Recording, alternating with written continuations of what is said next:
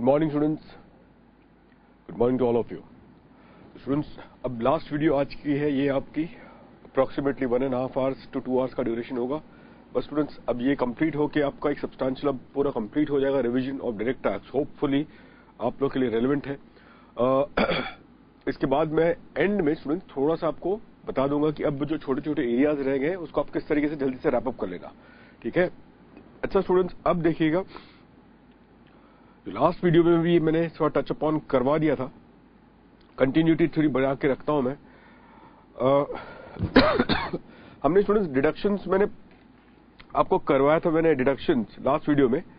अब एक deduction students आता है वो एटीपी का, एटीपी की भी एक डिडक्शन है स्टूडेंट्स। तो वो एक एटीपी की डिडक्शन के कॉन्टेक्स्ट में अब ये बहुत ही टेढ़ा, सारे एटीसी एटीडी वो सारे डिडक्शंस मैंने करवा दिए आपको, ठीक है। फिर मैंने आपको एटीआईए एटीआईबी के रिलेटेड 10AA का मैंने आपको लिंक बता दिया। मैंने आपको एक प्रॉब्लम भी रेफर करने को बोल दिया, वो भी शायद आपने देख लिया होगा। नाउ देन, अब जो रह जाता है उस पर हम फोकस करेंगे students, and that is in respect of ATP. ये शायद आ सकता है और ये थोड़े से सिचुएशन क्या है, क्योंकि ये जब आएगा एग्जामिनेशन में तो थोड़ा सा ये सिचुएशन हो सकता है स्टूडेंट्स। मैं आपको क्विकली एक छोटा सा प्रॉब्लम आपको दे देता हूं और उसी कॉन्टेक्स्ट में आपको पता रहना चाहिए कि इसकी डिडक्शन क्या होगी। ये स्टूडेंट्स कोऑपरेटिव सोसाइटी को कोऑपरेटिव सोसाइटी को अपने स्पेसिफाइड इनकम पे इसकी डिडक्शन दी जाती है। अब एक मान के चलो कि एक कोई कोऑपरेटिव सोसाइटी है, ठीक है। एक कोऑपरेटिव सोसाइटी, एक छोटा सा प्रॉब्लम मैंने बनाया है, तो छोटा सा वो जल्दी से हो जाएगा, तो आपकी प्रॉब्लम के थ्रू से इसकी क्लैरिटी मिल जाएगी। और ये कोई कोऑपरेटिव सोसाइटी है, वो से फॉर एग्जांपल वो सोसाइटी है कर रही है, उसकी एक्टिविटी है processing of agriculture produce, agriculture produce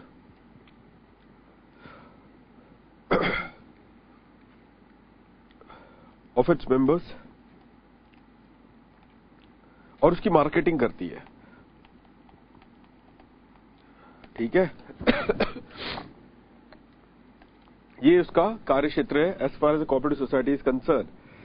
अब इसमें उन्होंने आपको दिया है प्रीवियस ईयर 15-16 में इनकी कुछ इनकम जो आपको बताई गई है वो कुछ इस तरीके से। यहां पे जो इनकम आया है फ्रॉम प्रोसेसिंग एग्रीकल्चर प्रोड्यूस, वो है, जल्दी जल्दी लिखते रहना, एग्रीकल्चर प्रोड्यूस।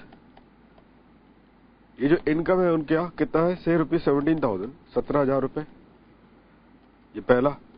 दूसरा, इनकम जो है फ्रॉम मार्केटिंग एग्रीकल्चर प्रोड्यूस,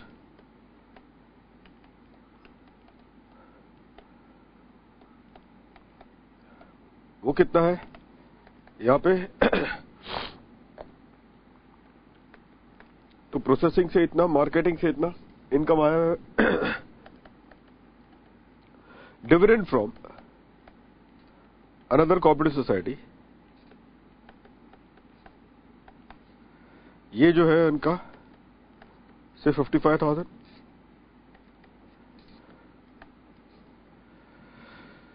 फिर इनकी कोऑपरेटिव सोसाइटी के पास गोडाउन था, तो income from letting of godown, ये हाउस प्रॉपर्टी इनकम टाइप का है,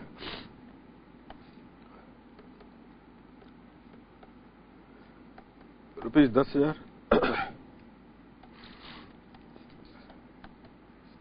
और इनका एजेंसी की अपनी बिजनेस थी, वो एजेंट के रूप में काम करते थे cooperative society for some other person also, income from agency business. ये मैंने आपको 5 आइटम दे दिया है।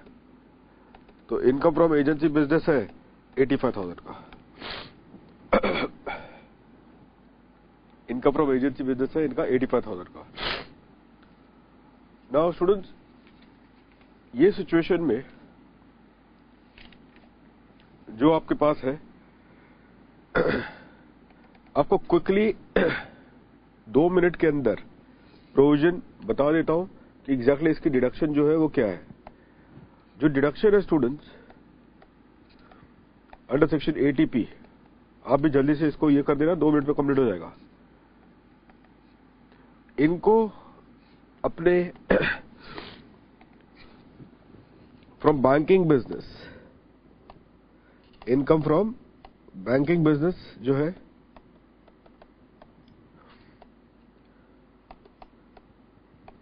बैंकिंग बिजनेस का मतलब क्या होगा कि ये क्रेडिट फैसिलिटी देती होगी अपने मेंबर्स को। इसका मतलब होता है credit facility to the members, और उससे जो भी उसको इंटरेस्ट नॉमिनल आता होगा तो वो बैंकिंग बिजनेस है। डिडक्शन है 100%, ठीक है, डिडक्शन है 100%। Income from banking business deduction है 100%। सो that is the first thing. ये बैंकिंग बिजनेस वालों के लिए, अगर वो बैंकिंग फैसिलिटी में एंगेज है तो ये वाला कैटेगरी होगा। अगर ये कॉटेज इंडस्ट्री है, कॉटेज इंडस्ट्री में है, कॉटेज इंडस्ट्री क्या होता है स्टूडेंट्स, वो छोटे छोटे वो हाथ से बनाए हुए जो आप सामान देखते हो, तो क्या होता है कि वो क्या करते हैं कि जो बनाते हैं ये सब छोटे छोटे सामान, ये बेचारे बहुत क्या होता है कि जाते हैं तो बाजार में बेचते हैं तो मतलब कैसे बेचते हैं लोग, सब लोग रोड में सब ऐसे बेच देंगे। अब वो जानते हैं कि उनको कुछ खास पैसा मिलने वाला नहीं है, बार्गेनिंग अलग से होगा, वो अलग से। तो इसकी वजह से क्या होता है, ये सारे कॉटेज प्रोडक्ट्स जो होता है ना, तो वो आप कोऑपरेटिव सोसाइटी के अंदर आके अगर आप बनाए, कोई एक सोसाइटी होगी, व्यवस्था होगी, उसके अगर आप अंदर ये सारे जो भी हाथ से बनाए हुए प्रोडक्ट है अगर आप बनाए, और अगर ये इंडस्ट्री अगर ये कोऑपरेटिव सोसाइटी अगर इसकी मार्केटिंग बाद में करे, तो कम से कम कोऑपरेटिव सोसाइटी अपने स्केलेबिलिटी की वजह से, अपने मार्केटिंग की क्षमता की वजह से इससे ज्यादा रेवेन्यू कमा सकता है, और वो रेवेन्यू फिर अपने मेंबर्स में बांट सकता है, इजंट इट। तो इसी वजह से अल्टीमेटली क्या होता है कि ये कॉटेज इंडस्ट्री, क्योंकि छोटा इंडस्ट्री है, इसको कोऑपरेटिव सोसाइटी का रूप देकर इसको अगर चलवाया जाए तो फिर अच्छा खासा पैसा मिल सकता है, और मेंबर्स की एक्सप्लॉयटेशन जो इंडिविजुअल लेवल पे होती है वो रुक जाती है। तो कॉटेज इंडस्ट्री से जो अगर प्रॉफिट आए इस प्रॉफिट का भी डिडक्शन जो है स्टूडेंट्स 100% आपको मिलता है। उसी तरीके से अब ये जो इस क्वेश्चन में जो हमने दिया था, इस क्वेश्चन में जो हमने पॉइंट रखा था वो है आपका the agricultural produce, so therefore marketing and processing of agricultural produce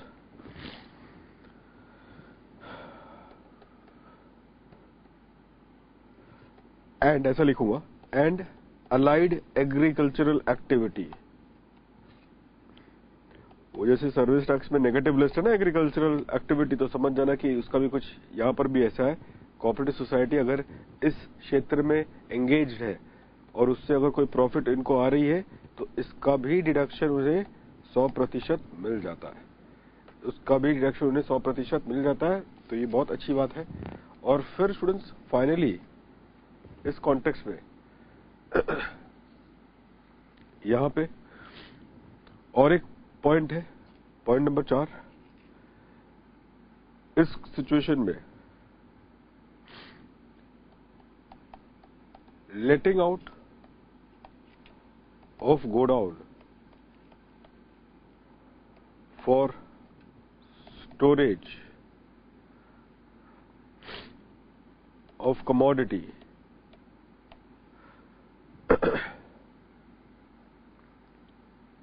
storage of commodity, इस पे भी प्रॉफिट है 100%। और फाइनली पॉइंट नंबर 5, इसको मैं स्ट्रिक कर देता हूं, अंतिम पॉइंट है लेटिंग आउट गोडाउन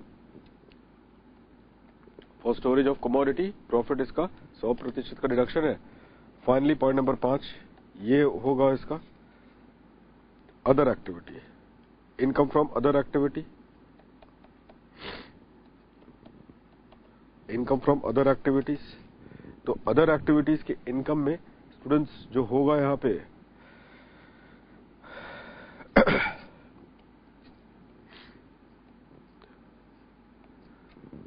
मैक्सिमम डिडक्शन लिखो, मैक्सिमम डिडक्शन जो मिलेगी, प्राप्त होगी आपको, अगर आप एक कंज्यूमर कोऑपरेटिव सोसाइटी है, जैसे अपना बाजार जो कंज्यूमर प्रोडक्ट बेचती है, इजंट इट, कंज्यूमर प्रोडक्ट बेचती है, बहुत लोगों ने तो नाम भी नहीं सुना, consumer cooperative society,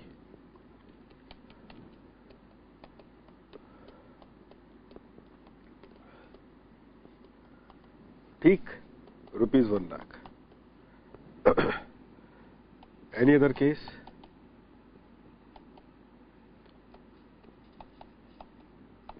Rupees 50,000. Any other case? Rupees 50,000. Fine students, 1,50,000 ये सिचुएशन है.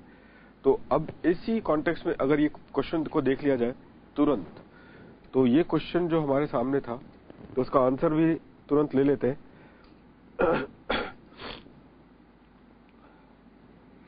तो टोटल इनकम, अगर इनकी मैं पॉइंट बताऊं, टोटल इनकम जो इनका बनेगा, और 2 कॉलम बनाना स्टूडेंट्स. पर्टिकुलर जल्दी जल्दी से बना दो. Particulars amount inner column and amount outer column है. ठीक है. तो इसी कॉन्टेक्स्ट में यहां पर आएगा income from letting of godown 10,000. फिर बाद में जो बिजनेस इनकम है उसका लिखते रहिए. देखिए माइंड काफी सैचुरेशन हो चुका रहेगा, काफी उसमें, तो लिख लिख के होगा तो दिमाग में जाता रहेगा. और चिंता ना करें स्टूडेंट्स, हो जाएगा आपका सब चीज इत्मीनान से. फ्रॉम प्रोसेसिंग, फ्रॉम मार्केटिंग कितना था वो, 1 मिनट, 3,000.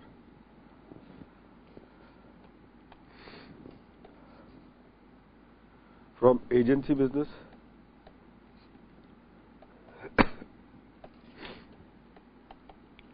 85,000. 1,05,000 ये वाला पॉइंट है. इसके बाद IFOS, और IFOS में इनके पास डिविडेंड इनकम. क्या डिविडेंड इनकम एग्जेम्प्ट है ये इनका? क्या ये डिविडेंड इनकम एग्जेम्प्ट होगा? बिल्कुल नहीं, ये कोई डिविडेंड इनकम एग्जेम्प्ट नहीं है, क्योंकि ये कोई डोमेस्टिक कंपनी से नहीं मिली है, उनको अपने दूसरे कोऑपरेटिव सोसाइटी से मिली है. ये दूसरे कोऑपरेटिव सोसाइटी से उन्हें प्राप्त हुआ है. अच्छा, ये डिविडेंड इनकम लिखा कि नहीं मैंने ऊपर? स्टूडेंट्स यहाँ पे आपको और एक लिखना पड़ेगा, पॉइंट नंबर 6 लिख दो यार. ये डिविडेंड इनकम रह गया है. 1 मिनट स्टूडेंट्स, सॉल्यूशन के पहले वो डिविडेंड इनकम लिख दीजिएगा. वो पॉइंट रह गया है यहाँ पे. Dividend and interest income, point number 6 लिख देना. Dividend and interest income from investment in other cooperative society. दूसरे कोऑपरेटिव सोसाइटी में जो इन्वेस्टमेंट किया है, बताओ कितना है deduction? 100% deduction. Dividend and interest income from investment in other cooperative society, कितना डिडक्शन? 100% डिडक्शन है. ठीक है स्टूडेंट्स, चलिए अब इस कॉन्टेक्स्ट में ये हो गया 100% डिडक्शन. आइए, तो अब ये GTI, इसका अगर मैं निकाल लूं, GTI अगर मैं निकाल लूं इसी कॉन्टेक्स्ट में, GTI 1,70,000 और फिर लेस डिडक्शन अंडर चैप्टर 6 से, अंडर सेक्शन 80P सीधा. अब सिर्फ एजेंसी इनकम है जहां पे वो अटकने वाला है, बाकी सब तो 100% दिख रहा है. 100% डिडक्शन वालों को एकजुट करके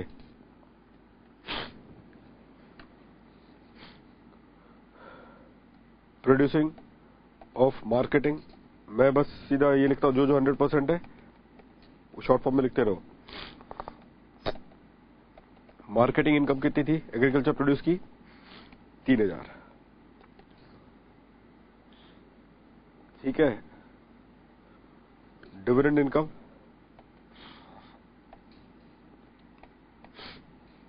$55 और लेटिंग ऑफ गोडाउन, ये सब 100% केस में था.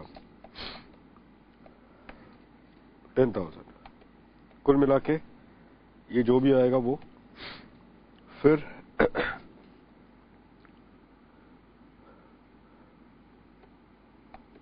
पार्शियल डिडक्शन अब ये एजेंसी बिजनेस है, अब ये कंज्यूमर कोऑपरेटिव सोसाइटी तो दिया नहीं है क्वेश्चन में, isn't it? तो क्योंकि कंज्यूमर कोऑपरेटिव सोसाइटी नहीं है, फ्रॉम एजेंसी बिजनेस मैक्सिमम कितना है, इसकी इनकम थी यहाँ पे एजेंसी बिजनेस से 85,000 था, तो मैक्सिमम रिडक्शन आएगा 50,000। तो जो भी आएगा अमाउंट लिख देना, फाइनली टोटल इनकम इसकी बन जाएगी, टोटल इनकम इसकी बन जाएगी। So that is how it has to be considered so far as the total income of this particular cooperative society is concerned. अब total income of this cooperative society is concerned, अगर students examination में इसका tax rate अगर आ जाए तो इसका भी slab है, ध्यान रखना। कोऑपरेटिव सोसाइटी का अगर टैक्स रेट पूछ लिया जाए आपको एग्जाम में, तो कुछ ऐसा स्लैब इसका बनता है कि अप टू 10,000 इनकी टैक्स रेट है 10%, फिर 10,000 से लेके 20,000 तक का स्लैब रेट इनका 20, और फाइनली 20,000 से एंड अबव जो भी डिफरेंस है 30% होगा इनका। सरचार्ज का जो पॉइंट है स्टूडेंट्स इनके लिए वो 12% का होगा अगर इनका नेट इनकम एक्सीड हो जाए, किससे? 1 करोड़ से।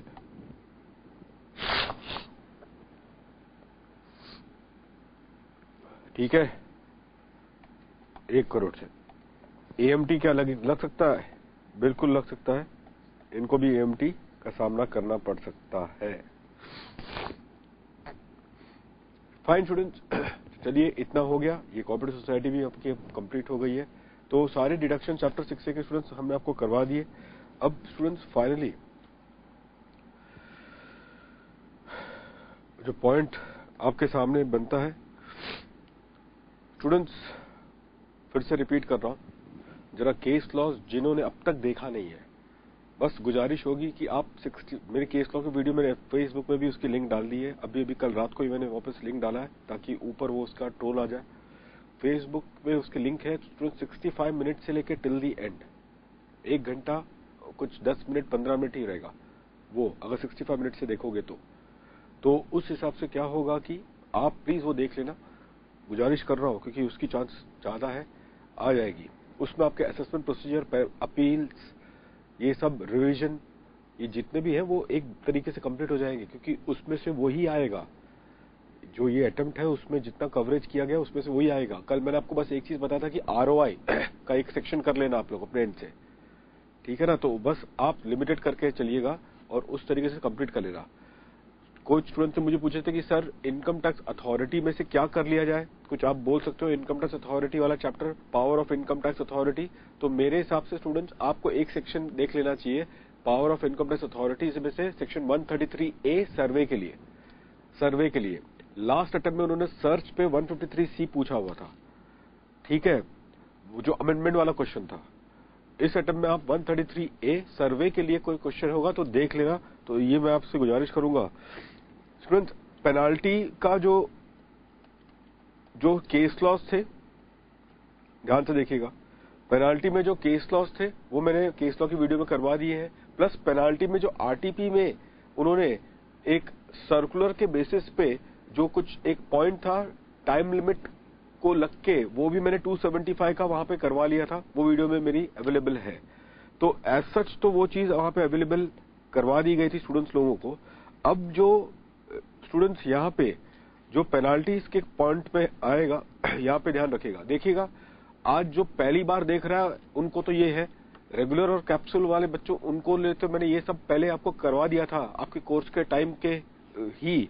तो आप लोग के लिए तो रेगुलर और कैप्सूल बच्चों आपके लिए तो रिवीजन हो रहा है, लेकिन जो पहली बार आज देख रहे हैं फिर भी अब जो हो गया, अब आप निराश नहीं होंगे, लेकिन इतना कर लेंगे अल्टीमेटली आप भी सिक्योर हो जाओगे। क्योंकि शायद अगली बार से जो मैं ये सारे रिवीजन रखूंगा रेगुलर और कैप्सूल बेसिस बच्चों को ही रखूंगा, क्योंकि बहुत रिवीजन इफेक्टिव हो जाती है वहां पे, तो अननेसेसरी यहाँ पे प्रेशर ज्यादा बिल्डअप हो जाता है। एनीवे स्टूडेंट्स, पेनाल्टीज के कॉन्टेक्स्ट में जो एक अमेंडमेंट है एक्सप्लेनेशन नंबर 4, लास्ट अटेम्प्ट में पूछा नहीं था, तो उस पर मैं जल्दी से आपको एक ये करवा देता हूं explanation number 4 to section 271(1)(c). अब ये तो सब जानते हैं कि 271(1)(c) का जो टैक्स लायबिलिटी है ये क्या होता है, इसकी जो रेंज है 100 टू, इस पे जो केस लॉ है स्टूडेंट्स वो मैंने वहां पे रखवा दिया केस लॉ वीडियो पे, 100 to 200% of tax sought to be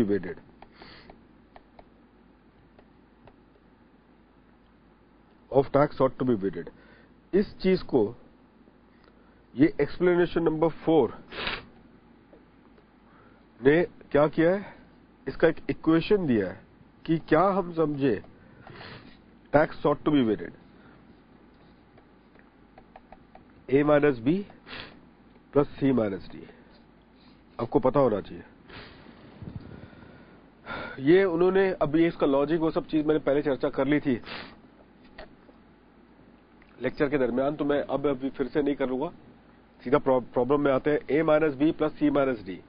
अब ये इन्होंने सब कॉम्प्रिहेंसिव तरीके से इसको रखा है स्टूडेंट, ताकि अगर जो कंपनी को मैट लगता होगा, मैट का केस अगर है तो मैट के केस को भी अल्टीमेटली वहां पे पॉसिबल हो सकती है कि कोई कंपनी का मैट लायबिलिटी है, उसकी नॉर्मल लायबिलिटी नहीं बनती है, और मैट के कॉन्टेक्स्ट में वहां पे अंडर रिपोर्टिंग है, मैट में बुक प्रॉफिट के अंडर रिपोर्टिंग की गई होगी। तो ऐसे सिनारियो में आपने टोटल इनकम में तो बराबर दिखाया, लेकिन आपकी लायबिलिटी तो मैट में आती है, तो मैट वालों के लिए क्या फिर, तो उस वजह से उन्होंने क्या कर दिया कि अगर कोई कंपनी जो मैट पे लायबल है और वहां पे अंडर रिपोर्टिंग करके रखा हुआ है, तो ऐसे लोग को भी टारगेट किया जाए। इस इक्वेशन के जरिए ये इंतजाम और व्यवस्था उन्होंने कर दी है through explanation 4 to section 271(1)(c), जो अब अमेंडमेंट उन्होंने कर दिया है। तो इस कॉन्टेक्स्ट में जो पॉइंट ए है ये आपका क्या होगा, amount of tax on total income. Total income students, ये वाला पॉइंट है।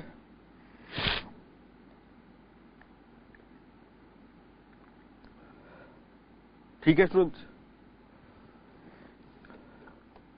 यहां पे लिखो अदर देन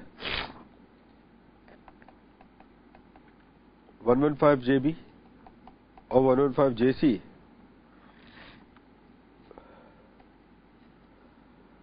बी लिख रहा,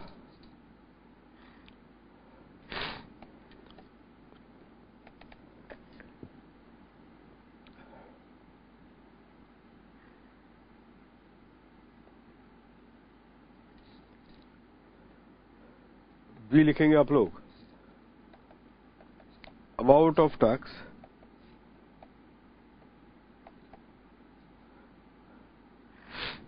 other than amount of tax that would have been chargeable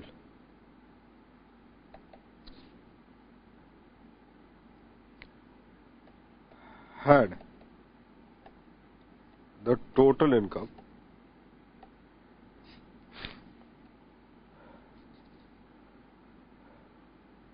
been reduced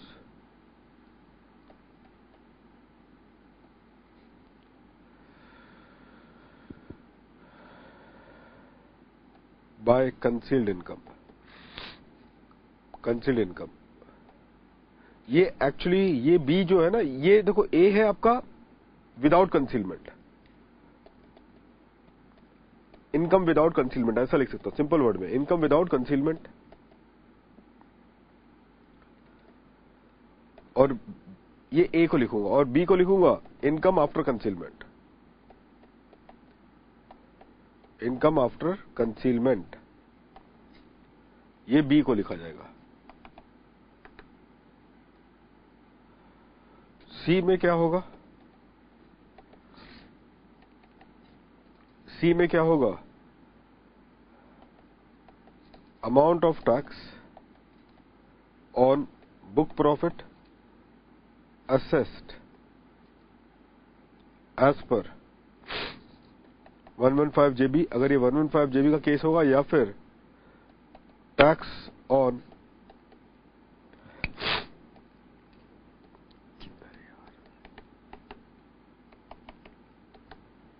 tax on adjusted total income,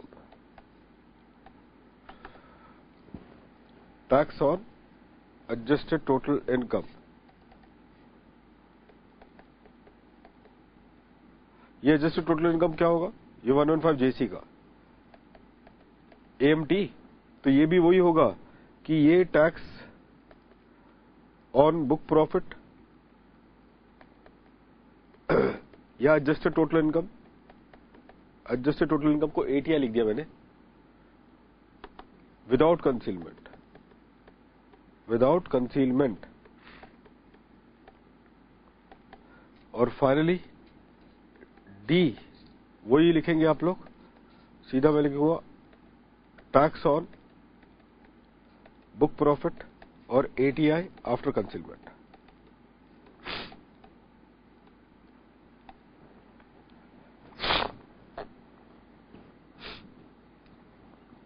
ठीक है स्टूडेंट्स, अब ये पर्टिकुलर पॉइंट है। अब आपको स्टूडेंट्स इस पे तो कोई थियरी वेरी नहीं आने वाला, ये सीधा प्रैक्टिकल एरिया ही है। तो एक क्विकली मैं आपको एक बता देता हूं और आप लोग भी इसे टैली कर लेना। कुछ स्टूडेंट्स से कल पूछा था कि सर टीडीएस के क्या करें, तो मैंने स्टूडेंट्स को कहा था कि यार टीडीएस लास्ट टाइम में काफी हद तक पूछ लिया गया था, तो लेकिन फिर भी इस बार के जो नए केस लॉज है सबका जवाब students case law video. Please आज थोड़ा जागरण ज्यादा करना होगा, लेकिन कल तो सोओगे आफ्टर दैट, लेकिन ज्यादा हिम्मत करना था। कि अभी एक स्टूडेंट को मैं देख रहा था घाटकोपर सेंटर में, यहाँ पे जब मैं एंट्री किया था तो देखा था एक बच्चा सो रहा था यहाँ पे, वो वीडियो देख रहा है यहाँ पे सेंटर में। तो ऐसे एग्जामिनेशन मत हो जाना, ये ध्यान आप लोग रखिएगा। तो थोड़ा सा कम से कम 3-4 घंटे की स्लीप तो बनती है स्टूडेंट्स आज रात के लिए।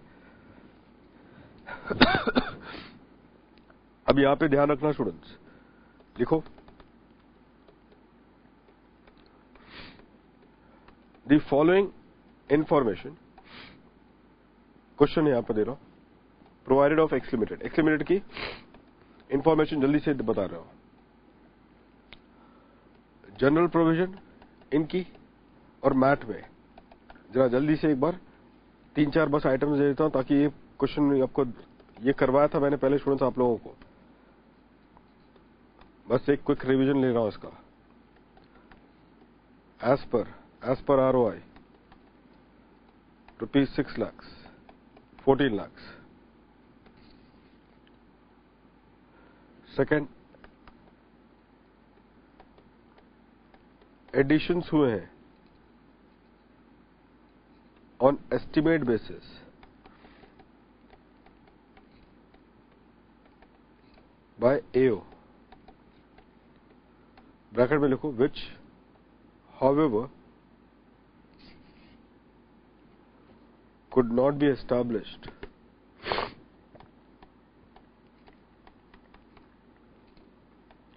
as concealed income। एओ ने बहुत सारे स्टूडेंट्स होता है ना, जैसे ट्रैवलिंग एक्सपेंसेस, आज एसएससी ने 2 लाख का ट्रैवलिंग एक्सपेंडिचर क्लेम किया है, अब एओ ने इसको क्या कर दिया, 1.5 लाख कर दिया, 50,000 एस्टिमेटेड बेसिस पे डिसअलाउंस। अब उस वजह से कि देखो ट्रैवलिंग एक्सपेंसेस जो होती है उसमें मैक्सिमम टाइम पे प्रूफ नहीं होता है। अब एओ को मालूम है कि प्रूफ तो एसएससी दे नहीं सकता, बहुत सारे एक्सपेंडिचर ये सारे कैश में होते हैं, लेकिन फिर भी एक एस्टिमेट बेसिस में वो एडहॉक क्या करता है, डिसअलाउंस करता है। लेकिन अब एओ भी प्रूव नहीं कर सकता कि वाकई में कंसील्ड हुआ है, ना ही एसएससी भी पूरी तरह से एस्टैब्लिश कर सकता है कि हाँ भाई ये 2 लाख एक्चुअल में खर्चा हुआ है, क्योंकि उसके सपोर्टिंग्स नहीं होते ज्यादा करके, तो टैक्सी वैक्सी से घूमते रहते हो अल्टीमेटली। तो ऐसे सिचुएशन बहुत जगह पे सपोर्टिंग नहीं होती है, तो वहां पे एडहॉक क्या हो जाता है, एडिशंस हो जाते हैं। लेकिन वहां पे ना तो एसएससी ना ही एओ ये एस्टैब्लिश पूरी तरह से कर पाते हैं कि ये कोई कंसील्ड इनकम का हिस्सा है। तो ये वाला पॉइंट यहां पे लिख दिया हमने। तो this is one of the aspect which has been mentioned over here. अब यहां पे which can not be established as concealed income, point number 3, addition of concealed income. ये एओ ने क्या कर दिया, एडिशन किया। अच्छा पहले इसका अमाउंट भी लिख दो, 50,000, और यहां तो कुछ नहीं। थर्ड में लिखेगा 40,000, और यहां पे ऐसा कुछ खास नहीं है। कंसील्ड इनकम है वो यहां पे है। तो इस बेसिस पे स्टूडेंट्स, इस बेसिस पे अब अगर आप देखेंगे यहां पे तो जो नेट इनकम आई है या जो बुक प्रॉफिट है, अब ये सीधा सीधा क्वेश्चन मैंने आपको वो रेगुलर बैच और कैप्सूल से ही उठा लिया, तो जल्दी से मैं वही रिवाइज करवा रहा हूं। और फिर टैक्स लायबिलिटी या जो मैट कैलकुलेशन रेडी है स्टूडेंट्स, 2,13,210, 266, 770, ठीक है।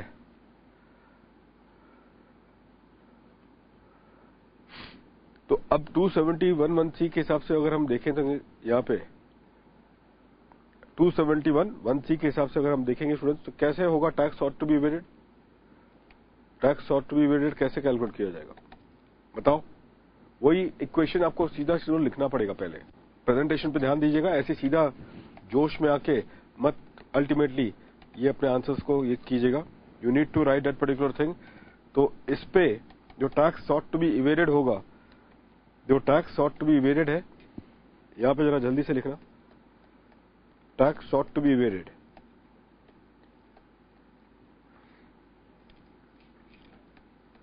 A minus B plus C minus D.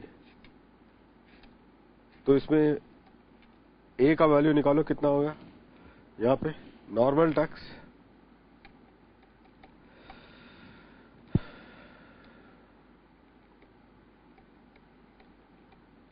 Normal tax जो आ रहा है किसमें? 6.5 लाख पे, 2,13,210। बी कितना था आपका यहाँ पे? 9। ये आपका आएगा, ये विदाउट कंसीलमेंट है, total income without concealment, tax on total income without concealment. और ये क्या है? Tax on total income after concealment. तो कंसीलमेंट वाला कैटेगरी क्या होगा? 6,90,000। ये आपका total income after concealment. Concealment के बाद अगर उसको रिड्यूस कर दिया जाए, कंसीलमेंट वाले अमाउंट को अगर मैं कंसीलमेंट को अल्टीमेटली कंसिडर करूं, तो कंसीलमेंट को अगर मैं कंसिडर कर लूं तो स्टूडेंट्स कितना कंसील किया गया? 40,000। तो 40,000 हैज बीन कंसील। तो लैंग्वेज जो है स्टूडेंट्स, देखो मैंने एक एस्टिमेटेड बेसिस पे जो एडिशंस किए गए उसको अल्टीमेटली आप रिड्यूस नहीं करोगे, उसको आप रिड्यूस नहीं करोगे।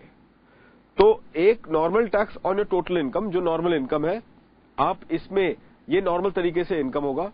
तो आप समझ के चलो विदाउट कंसीलमेंट रहता था तो कितना होता था? तो ज्यादा ही होगा अमाउंट।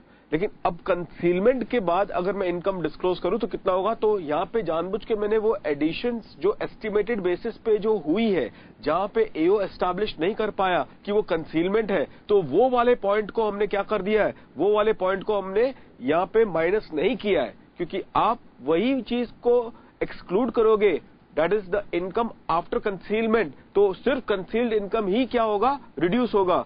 और आपका कंसीलमेंट वाला इनकम कितना था स्टूडेंट्स? 40,000 था। And therefore this is how it would B. Book profit वाले में स्टूडेंट्स कोई वहां पे कोई मैंने एडजस्टमेंट आपको दिए नहीं थे, तो वो तो नॉर्मली होगा। तो ये है आपका टैक्स, ये सारे टैक्स है स्टूडेंट, ध्यान रखना। These are the tax amount. मैं डायरेक्टली आपको नंबर्स पे लेकर आ रहा हूं, क्योंकि वो कैलकुलेशन आप खुद कर सकते हो, उसमें कोई ये नहीं है। तो मैं सीधा आपको यही फाइनल टैक्स पे ले रहा हूं।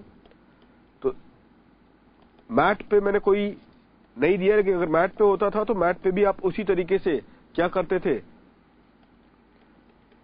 ये 14 लाख से 14 lakh minus the concealment part. तो कंसीलमेंट पार्ट कितना है? निल मैट के कॉन्टेक्स्ट में। तो यही वजह है कि इतना अमाउंट बनता है। और फिर finally tax sought to be evaded, tax sought to be evaded यहां पे कितना आ गया? A minus B plus C minus D, 12,360। अगर मैट का कोई इंफॉर्मेशन रहेगा तो आप उस हिसाब से वो कर लेना जो वहां पे कंसीलमेंट हुई होगी। तो ये सिचुएशन स्टूडेंट्स हो गई है। फाइन स्टूडेंट्स, तो ये देखिएगा, ये अमेंडमेंट भी मैंने अब करवा लिया था आपको इस कॉन्टेक्स्ट में। तो ये भी पॉइंट हो चुकी है स्टूडेंट्स। पेनाल्टी का ये एक प्रैक्टिकल क्वेश्चन। दूसरा अमेंडमेंट जो कल के पेपर में आएगा वो होगा 269 एसएस एंड 269 टी में अमेंडमेंट जो हुई है उस कॉन्टेक्स्ट में स्टूडेंट्स गुंजाइश ज्यादा है इस बार अटेम्प्ट में आने का। लास्ट टाइम पूछा नहीं गया था। आप बोलोगे सर जल्दी जल्दी बता दो।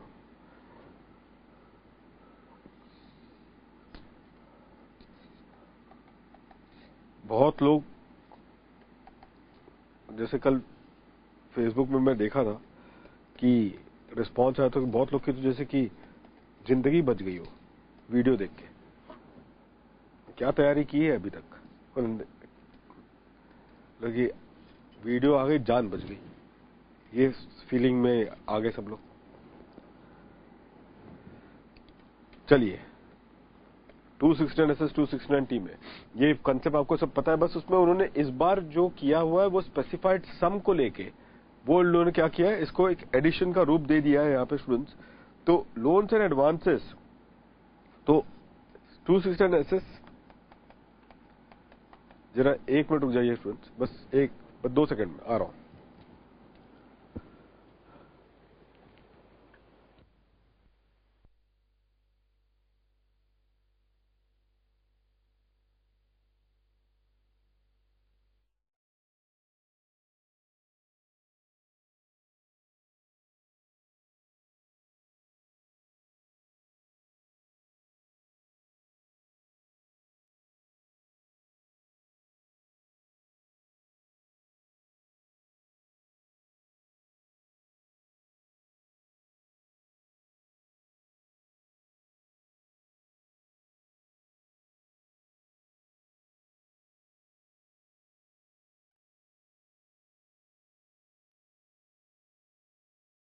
टू 269 एसएस के कॉन्टेक्स्ट में जरा ध्यान दीजिएगा।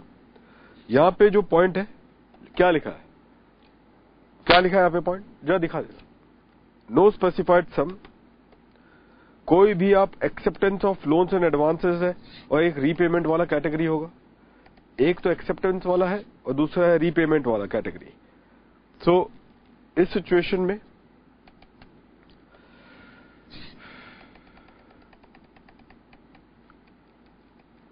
Acceptance of the sum and all, तो यहां पे नो पर्सन शैल एक्सेप्ट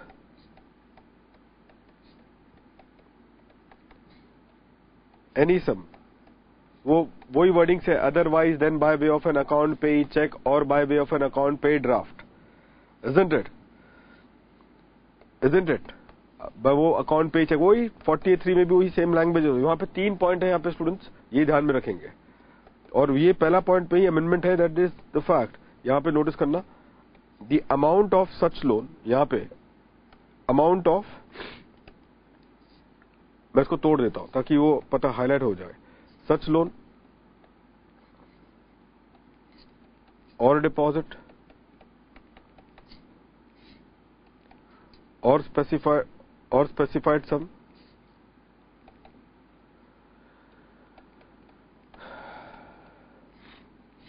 और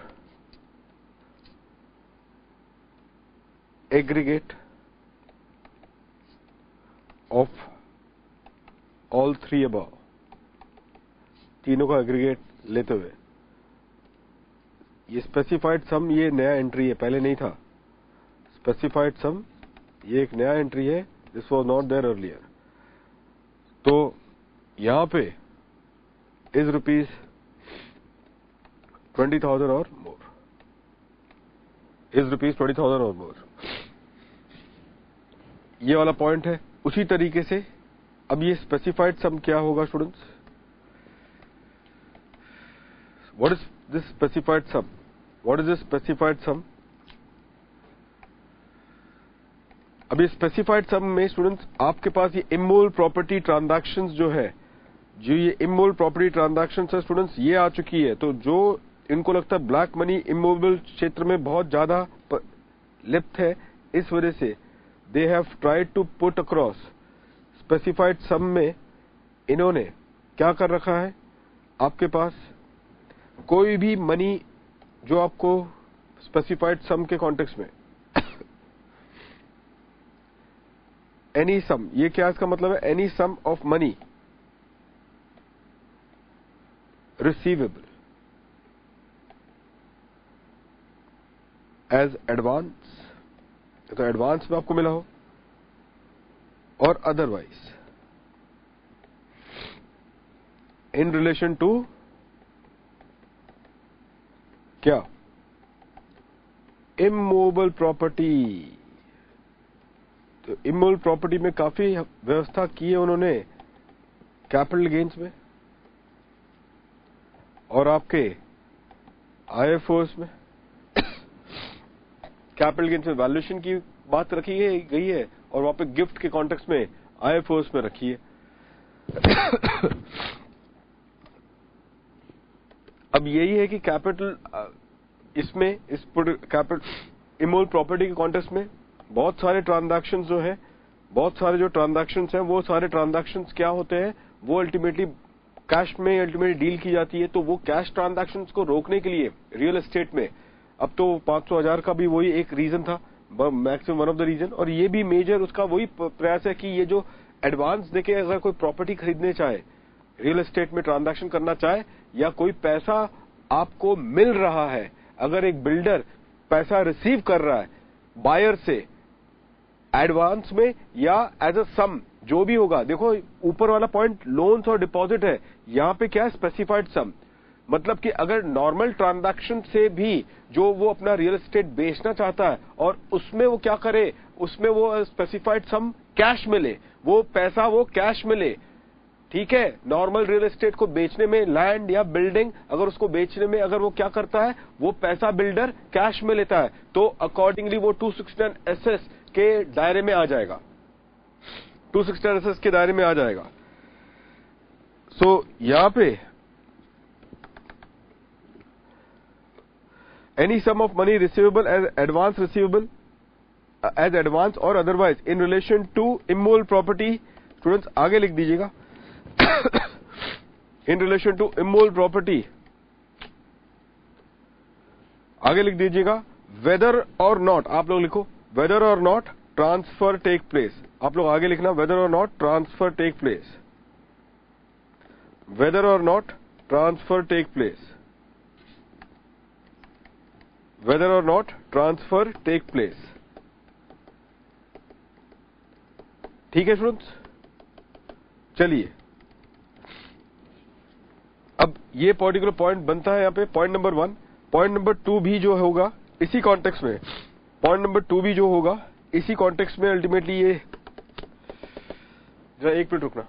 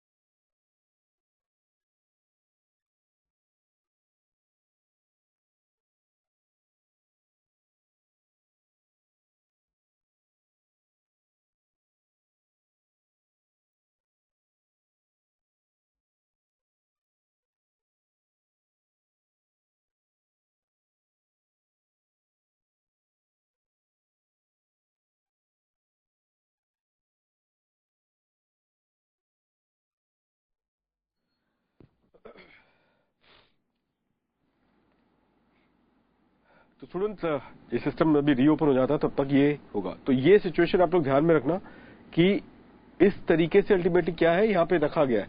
तो 20 शेयर का थ्रेशोल्ड जो है अब ये स्पेसिफाइड सम के कॉन्टेक्स्ट में है, ठीक है। तो ये ऐसा क्वेश्चन आएगा। अच्छा, इसके कॉन्सिक्वेंस क्या होंगे स्टूडेंट्स?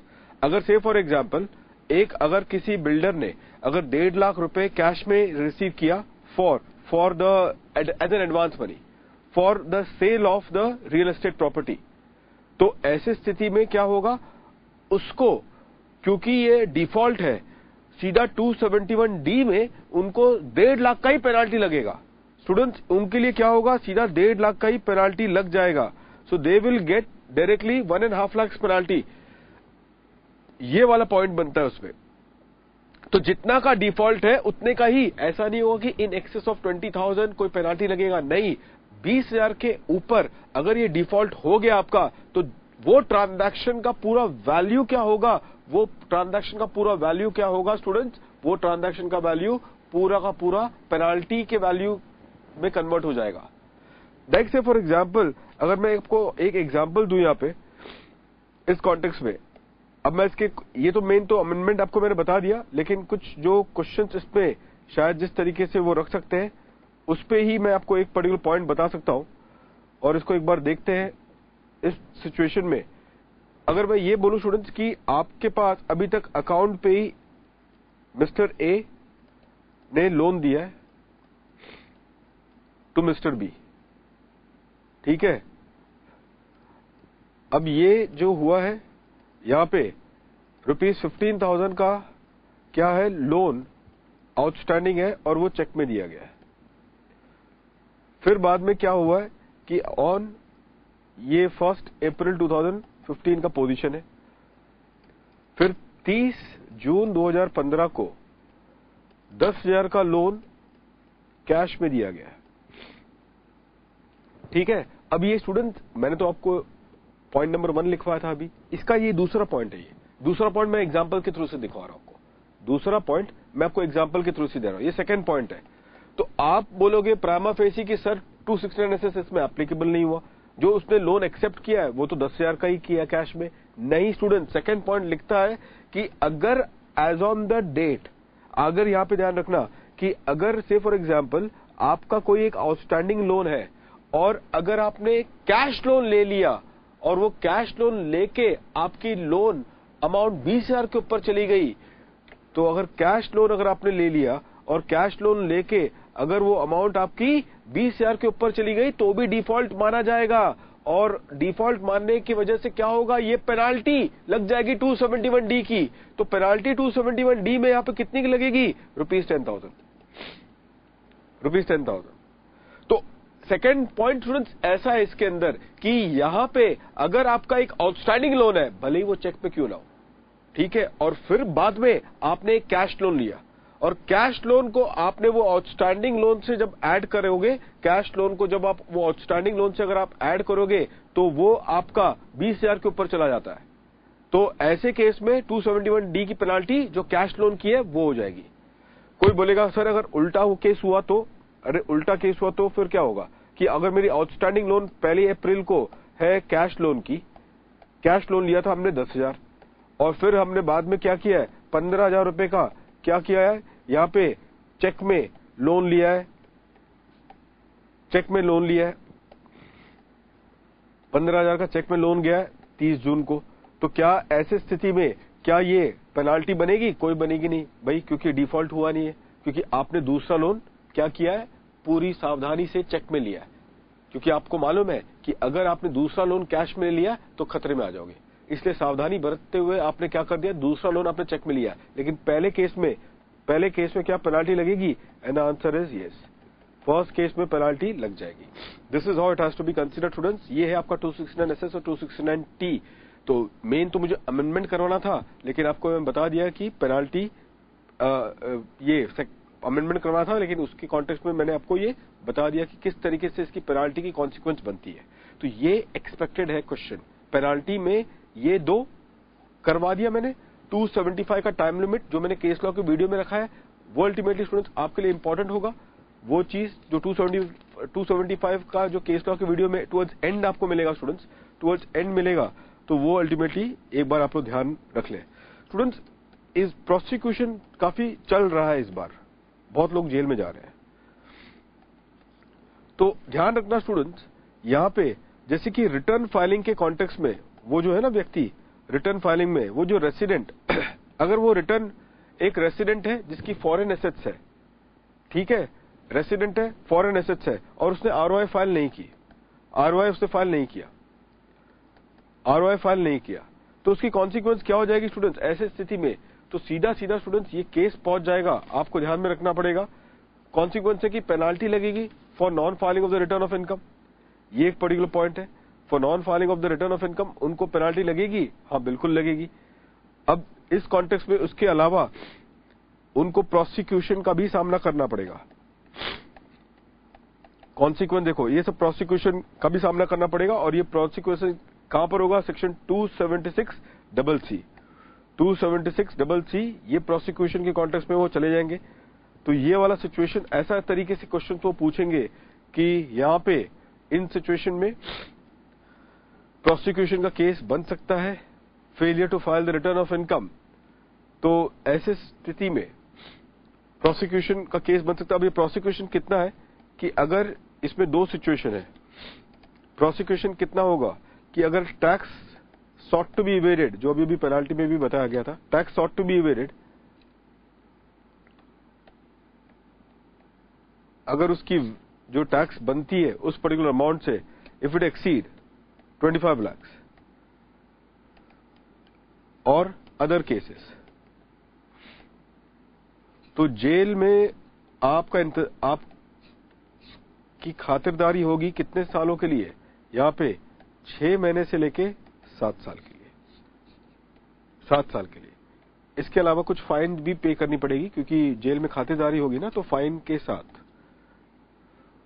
और अगर ये वाले कैटेगरी में हो तो 6 महीने से लेके 2 साल तक। अदर केस मतलब कि अगर आपका tax sought to be evaded 25 lakh के नीचे है, उस तरीके से रिटर्न फाइल नहीं करने का परिणाम ये हो जाएगा। ठीक है, तो ये प्रोसिक्यूशन में अल्टीमेटली ये सिचुएशन बन सकता है आप लोग के लिए। फाइन स्टूडेंट्स, अब यही सिचुएशन स्टूडेंट्स आप लोग के लिए ये पॉइंट आप लोग ध्यान में रखेंगे फॉर द प्रोसिक्यूशन पार्ट। अब प्रोसिक्यूशन में स्टूडेंट्स जो टॉपिक है, अपार्ट फ्रॉम दैट, इस सिचुएशन में आप लोग ध्यान में रखेंगे कुछ और सिनारियो आती है यहां पे, ये बस पढ़ के जाना आप लोग। 2 section, offence by the companies, ये थियरी के रूप में अल्टीमेटली चांसेस है, क्योंकि बहुत लोग जेल में जा चुके हैं इस बार। ठीक है, तो 278B, 278B offence by the company, यहां पे।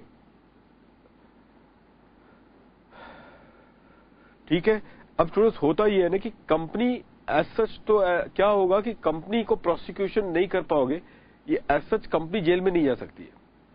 ठीक है, तो कंपनी को जेल में नहीं डाल सकते हो, लेकिन कंपनी के जो डायरेक्टर्स है या जो भी पर्सन इन चार्ज है, जो पाए गए हैं दोषी कि उनकी वजह से ही क्या हुआ है, या उनके निग्लेक्ट की वजह से ही वो सारे ऑफेंस प्रूव हुए हैं, वो सारे ऑफेंस जो है जिसकी वजह से आपको जेल में जाना पड़ता है। एक पॉपुलर ऑफेंस है टैक्स नहीं पे करना, तो वो पर्सन इन चार्ज या फिर डायरेक्टर्स जो है वो क्या होंगे, उनको जेल में डाला जा सकता है। तो अगर कंपनी डिफॉल्ट करे फॉर टैक्स पेमेंट, ठीक है, और वो एक ऑफेंस के लिस्ट में अगर आ जाए, तो ऐसे केस में हर वो डायरेक्टर या हर वो पर्सन इन चार्ज, उन्हें हम दोषी मानते हैं। ठीक है, लेकिन अगर वो डायरेक्टर या पर्सन इन चार्ज ये एस्टैब्लिश कर ले, तो burden of proof in directors या पर्सन इन चार्ज पर है। तो क्या एस्टैब्लिश करना पड़ेगा कि ये जो डिफॉल्ट या ऑफेंस हुआ था, उनमें उनकी कोई भी निग्लेक्ट या कोई मिसकंडक्ट या नेग्लिजेंस नहीं था, तो ऐसे केस में इनको आप छोड़ सकते हो, ये जेल में नहीं जाएंगे। तो लेकिन बर्डन ऑफ प्रूफ इन पर है कि इनको प्रूव करना पड़ेगा कि इनका कोई ऐसा निग्लेक्ट, मिसकंडक्ट या नेग्लिजेंस नहीं था for that particular offence which is committed by the company. तो ऐसी स्थिति में इनको आप बरी कर सकते हो। ये पर्टिकुलर पॉइंट है ऑफेंस बाय द कंपनी, ये सिचुएशन आप लोग ध्यान में रखना। तो ये कॉन्टेक्स्ट में ये सिचुएशन है, तो ध्यान रखना स्टूडेंट्स, यहाँ पे एक चीज ध्यान में रखना कि प्रोसिक्यूशन जब होता है ना, तो बर्डन ऑफ प्रूफ जो है, जो बोझ है, किसके कंधे पे होता है? ऑन द पर्सन या एसएससी के कंधे पे होता है। ये एक सेक्शन है 278E, ये सेक्शन होता है प्रिजम्पशन, वो होता है of the culpable state, culpable state, mental state.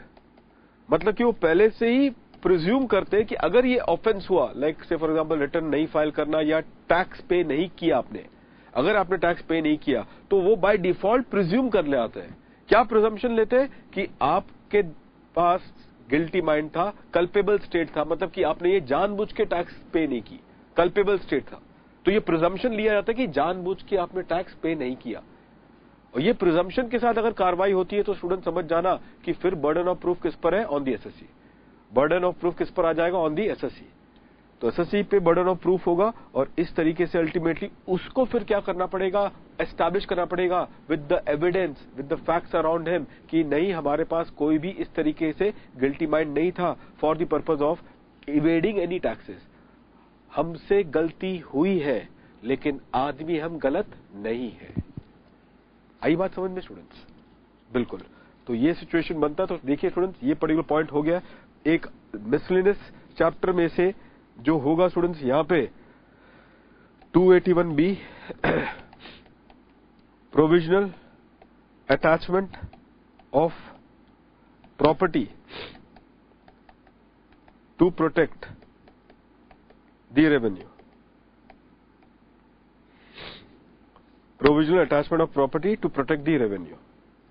तो ऐसे केस में स्टूडेंट्स यहां पे provisional attachment of property to protect the revenue, तो ये केस में ध्यान रखना स्टूडेंट्स कि अगर प्रोसीडिंग पेंडिंग है, पेंडेंसी ऑफ प्रोसीडिंग, लाइक से प्रॉब्लम 147 की कार्रवाई चल रही है, इनकम एस्केपिंग असेसमेंट है, पेंडेंसी ऑफ प्रोसीडिंग अगर है तो डिपार्टमेंट के पास पूरा पावर है कि उसको लगता है कि यार या फिर सर्च की असेसमेंट चल रही है 153 में, अल्टीमेटली यहां पे सर्च का असेसमेंट चल रहा है 153A में, तो ऐसे स्थिति में वो केस में लायबिलिटी बहुत ज्यादा आ सकता है। The liability can be enormous, और क्योंकि लायबिलिटी बहुत ज्यादा आ सकता है तो डिपार्टमेंट को ऐसा फीलिंग आएगा कि ऐसा तो नहीं कि जब तक हम अपना असेसमेंट ऑर्डर पास करें तब तक ये आदमी अपने सारे एसेट को लिक्विडेट करे और उसका कैश हाथ में उसका ले ले और कैश को जमीन के अंदर गाड़ दे। अलग बात है कि आज का कोई दिन का मतलब नहीं है, 500,000 के तो कैश है ही नहीं, लेकिन ये गवर्नमेंट अपने इंटरेस्ट को सिक्योर करने के लिए कि पेंडेंसी में ही गवर्नमेंट को पता चल जाए, डिपार्टमेंट को पता चल जाए कि बहुत ज्यादा लायबिलिटी आएगी in terms of tax, in terms of penalty, in terms of interest, जो एसएससी को अपने प्रॉपर्टी बेच के पे करने पड़ेंगे। इतना सारा टैक्स, इतना सारा पेनाल्टी, तो हो सकता है कि एसएससी क्या कर ले, वो सारे प्रॉपर्टी को during the pendency he dispose of करके लिक्विड फॉर्म में कैश हाथ में रख ले और कहीं पे तो छुपा दे। तो इस वजह से डिपार्टमेंट के पास 281B का पावर है, that is to say to protect the interest of revenue they can start provisionally attaching what, attaching the properties। तो ये पावर डिपार्टमेंट के पास मौजूद है स्टूडेंट्स। तो ये सिचुएशन अब बनती है इस पर्टिकुलर सिनेरियो में। तो ये पॉइंट है। तो as far as this is concern, तो आई सपोज दैट स्टूडेंट्स ये पर्टिकुलर पॉइंट आप लोग को मैंने बता दिया है इस पर्टिकुलर कॉन्टेक्स्ट में। तो ये स्थिति है और I think this is all as far as miscellaneous segment में। ये अंतिम अल्टीमेटली आपका पड़ाव था और इसके बेसिस पे आपका क्या हो जाता है, एक तरीके से पूरा का पूरा कंप्लीशन हो जाता है as far as this is concern. Students एक इसमें सेक्शन और एक है, सेक्शन 282। 282 स्टूडेंट्स, 282 के कॉन्टेक्स्ट में ये भी आप थोड़ा ध्यान रखना, ये सारे बहुत ही क्वेश्चंस पूछे गए हैं, इस वजह से 282 सर्विस ऑफ नोटिस प्रॉपर होनी चाहिए। ये बहुत इंपॉर्टेंट है कि असेसमेंट को लेके, पेनाल्टी को लेके, ये सबको लेके जो आप नोटिस जो दे रहे हो, सर्विस जो होगा या प्रोसिक्यूशन को लेके जो भी होगा, ये नोटिस की सर्विस सही तरीके से होनी चाहिए। ये एक रेलेवेंट पॉइंट है। नोटिस सही तरीके से सर्व होना चाहिए। और कैसे आप, manner of serving the notice क्या होगा students, what is the manner of serving the notice, ये याद रखना। एक बार एग्जामिनेशन में 4 मार्क का पूछा था, तो इस वजह से ये होगा आपका पोस्ट या कुरियर के थ्रू से। ये सारे प्रोसीजरल पॉइंट है, कुरियर सर्विस के थ्रू से, ठीक है, approved by the board, approved by the board, ये थियरी पूछा था इनको, या फिर आज की तारीख में इलेक्ट्रॉनिक फॉर्म, अगर आपने सहमति दे दी, आपको ईमेल के थ्रू से भी आ जा सकता है electronic record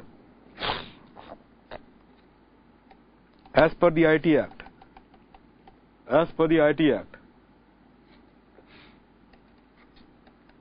other means, finally other means prescribe by the board, prescribe by the board. चलिए स्टूडेंट, जितने भी आपके मिसलेनियस थे इस नवंबर अटेम्प्ट के आने के लिए लायक, मैंने वो करवा दिया आपको, ताकि सबको चिंता इसी की बनी रहती है कि सर बहुत सारे छोटे छोटे पॉइंट है, कैसे याद रखें। तो कैसे याद रखें उसका मैंने पॉइंट बता दिया। फाइन स्टूडेंट्स, तो ये आपका कंप्लीशन दे देता है।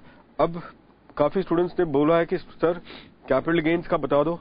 ठीक है स्टूडेंट्स, कैपिटल गेन्स में देखो मैं आपको अब इतना डिस्क्रिप्टिव तो बता नहीं पाऊंगा, लेकिन मैं आपको तुरंत कुछ ना कुछ चीज आपको बता देता हूं जो आप लोग जल्दी से इसको देख लें। कैपिटल गेन्स में स्टूडेंट्स यहां पे जो आपको पॉइंट होगा इस कॉन्टेक्स्ट में,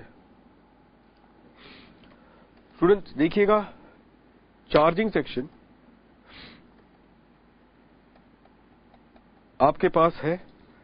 आपको बता दूं, देखो वो चार्जिंग सेक्शन तुरंत जल्दी से रिवाइज करवा देता हूं। 45(1) ये आपका जनरल चार्ज है। देखो ये सब टाइम पास वाली बातें, जनरल चार्ज है, रेगुलर कोर्स और कैप्सूल कोर्स। आप लोग को मैंने कलरफुल समरी की किताब दी थी, आप लोग उसका भी उपयोग कर सकते हो for your quick revision of capital gains and all. तो कलर किताब जो दी गई थी आप लोग को ऑन समरी, तो उसमें कैपिटल गेन्स की भी समरी वहां पे रखी गई है। You can use that thing to your advantage. General charge students 45(1) में है, जहां पे कैपिटल एसेट की ट्रांसफर अगर होगी तो अकॉर्डिंगली क्या हो जाएगा स्टूडेंट्स, यहाँ पे जो गेन होगा वो चार्जेबल के दायरे में आ जाएगा। ये जनरल चार्ज है, वो 45(1) है, और ये चार्जेबिलिटी उस प्रीवियस ईयर में होगी जिस प्रीवियस ईयर में आपने कैपिटल एसेट को ट्रांसफर किया है। चलो ठीक है, इसके स्पेसिफिक चार्ज जो है उस पे देखो बनेगा। इस बार मुझे लगता है स्टूडेंट्स, लास्ट टाइम उन्होंने स्लम सेल पूछा था, लास्ट टाइम उन्होंने स्लम सेल पूछा था, तो क्योंकि लास्ट टाइम उन्होंने स्लम सेल का क्वेश्चन पूछा था, रीस्ट्रक्चरिंग लेवल पे अगर मैं देखूं तो सिर्फ अमालगमेशन वाला ही पॉइंट इंपॉर्टेंट रह सकता है। होल्डिंग कंपनी सब्सिडरी कंपनी के ट्रांसफर्स को लेके भी एक पॉइंट है, लेकिन जहां तक मैं समझता हूं आपको अमालगमेशन वाला जो 47 के अंदर है वही चीज मुझे जहां तक लगता है कि रेलेवेंट हो सकती है, या फिर डीमर्जर, आइदर अमालगमेशन और डीमर्जर, दोनों में से एक, वो रीस्ट्रक्चरिंग के लिए हो गया। अपार्ट फ्रॉम दैट है ही क्या, इस अटेम्प्ट के लिए 54 के सीरीज बहुत इंपॉर्टेंट है। मेरा आपसे यही गुजारिश होगा कि आप अपने जो बुक के एंड में जितने भी रेगुलर कोर्स, कैप्सूल कोर्स जो हमने 54 के जो क्वेश्चंस है वो प्लीज एक बार देख लेना। 2 केस लॉज भी है स्टूडेंट्स जो लेटेस्ट आरटीपी में भी आई है, ठीक है, और वो केस लॉ की वीडियो में भी मैंने डाल दिया है। तो वो केस लॉ स्टूडेंट्स वो देख लेना जो लेटेस्ट में है वहां पे। वो सुप्रीम कोर्ट का एक है, वो विजय फाइबर बोर्ड का एक वो केस लॉ है, जयशंकर का दूसरा और एक दूसरा केस लॉ है। तो वो केस लॉ 2 है, वो केस लॉज के रिलेटेड। 54 का सीरीज वो काफी एस्पेक्ट इंपॉर्टेंट हो सकता है for your upcoming attempt. Specific charge में आप तो वही करके जाए, वही बॉडी बात है, वो सबसे आप एंड में देख लेना। 45(2) क्या होगा आपका, conversion of capital asset into stock and trade. उसमें 2 पॉइंट है कि जो चार्जेबिलिटी होगी कैपिटल गेन्स की कब होगी, in the previous year in which the stock and trade is finally sold. तो भले ही conversion of capital asset into stock and trade is a transfer, उसको ट्रांसफर माना गया, लेकिन उसकी चार्जेबिलिटी किस प्रीवियस ईयर में होगी, जब stock and trade finally sale हुआ होगा। अच्छा, कैपिटल गेन्स के लिए फुल वैल्यू ऑफ कंसिडरेशन इस स्थिति में क्या लेंगे हम लोग, कैपिटल गेन्स में कैपिटल गेन्स कैलकुलेट करने के लिए what would be the full value of consideration of that capital asset which has been converted into stock and trade. उसका फुल वैल्यू ऑफ कंसिडरेशन हो जाएगा the fair market value as on the date of conversion. तो ये point है 45(3) and 45(4) students. 45(3) and 45(4) ये important हो सकता है शायद, ये पार्टनरशिप फर्म के लिए। Now as far as partnership firm is concern students, partnership firm में ये है कि पार्टनर्स अगर कैपिटल इंट्रोड्यूस करे, कैपिटल एसेट को इंट्रोड्यूस करे as his capital contribution in his firm, partner is introducing the capital asset as his capital contribution to the firm, तो ऐसे केस में स्टूडेंट्स वो एक तरीके से रेलिंक्विशमेंट कर रहा है टू दी फर्म, वो एक तरीके से रेलिंक्विशमेंट हुआ of his asset in the firm. और यही वजह है स्टूडेंट्स की as far as the partner who is introducing that capital asset in the firm, partner के हाथ में ट्रांसफर हुआ है, इस वजह से पार्टनर को चार्जेबिलिटी बनेगा कैपिटल गेन्स का अंडर सेक्शन 45(3). अच्छा, what shell be the full value of consideration? Partner के हाथ में फुल वैल्यू ऑफ कंसिडरेशन क्या होगा? It would be the amount which is recorded in the books of the firm, amount which is recorded in the books of the firm. 45(4) के context में अगर हम देखें स्टूडेंट्स, तो 45(4) में ऐसा लिखा है कि distribution of the capital asset by the firm to its partner, distribution of the capital asset by the firm to its partner on account of dissolution और अदरवाइज भी वर्ड उन्होंने यूज कर रखा है। तो आप डिस्ट्रीब्यूट कर रहे हो कैपिटल एसेट को, किसको कर रहे हो? कौन कर रहा है? फर्म कर रहा है। किसको कर रहा है? पार्टनर को कर रहा है। कब कर रहा है? या तो फर्म का डिसोल्यूशन हो जाए या फिर अदरवाइज। ये अदरवाइज वर्ड पे बॉम्बे हाई कोर्ट का A.N. नाइक पे केस लॉ है, आपको पता है। अदरवाइज के कॉन्टेक्स्ट में बॉम्बे हाई कोर्ट का A.N. नाइक के केस में आपको एक केस लॉ आपको पता होना चाहिए, और वो था कि अगर पार्टनर का रिटायरमेंट अगर हो जाए और रिटायरमेंट की वजह से अगर फर्म पार्टनर का अकाउंट सेटलमेंट करता है by distributing the capital asset, तब भी क्या फर्म के हाथ में कैपिटल गेन्स का चार्ज लगेगा? To that the answer is yes, firm के हाथ में कैपिटल गेन्स का चार्ज लग जाएगा, बिकॉज 45(4) में जो लास्ट वर्ड है क्या है? और अदरवाइज। तो डिस्ट्रीब्यूशन हुआ है, फर्म ने किया है, पार्टनर को किया है, कब किया है? आइदर ऑन डिसोल्यूशन और otherwise. What will be the full value of consideration? Firm के हाथ में एफवीसी क्या ली जाएगी कैपिटल गेन्स कैलकुलेट करने के लिए? एफवीसी क्या ली जाएगी? Then the FVC for the firm shall be, क्या होगा? जल्दी से बता दो। FVC shall be the fair market value as on the date of distribution. जो फेयर मार्केट वैल्यू है स्टूडेंट्स, वो लिया जाएगा of that particular capital asset. Fair market value लिया जाएगा of that particular capital asset. ये तो आपको स्टूडेंट आइडिया है 45(5). कंपल्सरी एक्विजिशन, जो लॉ में कंपल्सरी एक्विजिशन जो किया जाता है वो अल्टीमेटली पॉइंट है, compulsory acquisition of the property. तो ऐसे केस में यहां पे 2 पॉइंट है जो आपको ध्यान में रखना है कि जो पहला कॉम्पेंसेशन जो मिला है, जो फर्स्ट इंस्टॉलमेंट या पहला कॉम्पेंसेशन जो मिला है, उस प्रीवियस ईयर में क्या होगा? कैपिटल गेन्स की चार्ज लग जाएगी एसएससी के हाथ में, जिसकी प्रॉपर्टी गवर्नमेंट ने क्या कर दी? कंपल्सरी एक्वायर कर ली। पहले कॉम्पेंसेशन मिलने पे आप क्या करोगे? पूरा कैपिटल गेन्स उसी साल क्या करोगे? कंप्यूट करोगे, चार्ज करोगे। अच्छा, ये पॉसिबल हो सकता है कि एसएससी वो कॉम्पेंसेशन से खुश ना हो। अगर वो खुश नहीं है तो क्या करेगा वो स्टूडेंट्स? वो अल्टीमेटली पिच करेगा बाय फाइलिंग एन अपील। अगर वो अपील में जाता है स्टूडेंट्स, तो अपील में जाने पे क्या ऐसे केस में होगी स्टूडेंट्स? अपील में जाने की वजह से वहां पे वो क्या होगा आपको पता है? In the context of going in appeal, appeal में क्या होगा? अगर एसएससी को क्या मिलता है? बेनिफिट मिलता है। अगर एसएससी केस जीत जाता है, अगर एसएससी केस जीत जाता है, फाइन, तो जीत जाने पे अल्टीमेटली जो भी एनहांस कॉम्पेंसेशन जो एसएससी को मिलता है, एनहांस कॉम्पेंसेशन जो एसएससी को मिलता है, वो एनहांस कॉम्पेंसेशन भी क्या होगा? चार्ज होगा in the year in which the enhance compensation has been received. और उसमें सिर्फ एक ही डिडक्शन आपको मिलेगी कैपिटल गेन्स में। एनहांस कॉम्पेंसेशन में सिर्फ आपको एक ही डिडक्शन मिलेगी, और वो डिडक्शन क्या है स्टूडेंट्स? वो डिडक्शन है आपका जो भी लीगल फीस अगर आपने जो इनकर की है वही आप रिड्यूस करोगे, and the net amount would be chargeable as capital gains. ये 45(5) है स्टूडेंट्स। इसके अलावा अच्छा, इसमें स्टूडेंट्स एक पॉइंट और एक आता है जो आईएफओ से कनेक्टेड है। डिले, अगर कॉम्पेंसेशन लेट मिला, कॉम्पेंसेशन लेट अगर मिलता है और वो लेट कॉम्पेंसेशन मिलने की वजह से जो इंटरेस्ट फैक्टर उसमें जो अक्रू हो जाता है, the interest factor which gets accrued on the delay in the compensation, तो वो इंटरेस्ट फैक्टर स्टूडेंट्स क्या है? वो चार्ज हो जाएगा। क्योंकि डिले इन कॉम्पेंसेशन अगर मिलता है एसएससी को तो वो इंटरेस्ट चार्ज होगा, लेकिन कब चार्ज होगा? In the previous year. किस प्रीवियस ईयर में चार्ज होगा? जब वो इंटरेस्ट उसको असली में मिल गया। अच्छा, वो चार्ज आईएफओएस में होगा स्टूडेंट्स, और जानते हो उसमें एक डिडक्शन भी है। आईएफओएस में वो interest on delay in compensation वो चार्ज होगा, लेकिन उस पे एक डिडक्शन भी है। वो डिडक्शन क्या है? 50% of that interest amount is allowed as deduction. 50% of that interest amount is allowed as deduction. तो वो पर्टिकुलर पॉइंट भी आ जाता है। इसके बाद स्टूडेंट्स फाइनली अब आपके पास जो चार्जेबिलिटी है 45 के बाद 46A, ये बायबैक के लिए है। अब स्टूडेंट्स बायबैक अगर होगा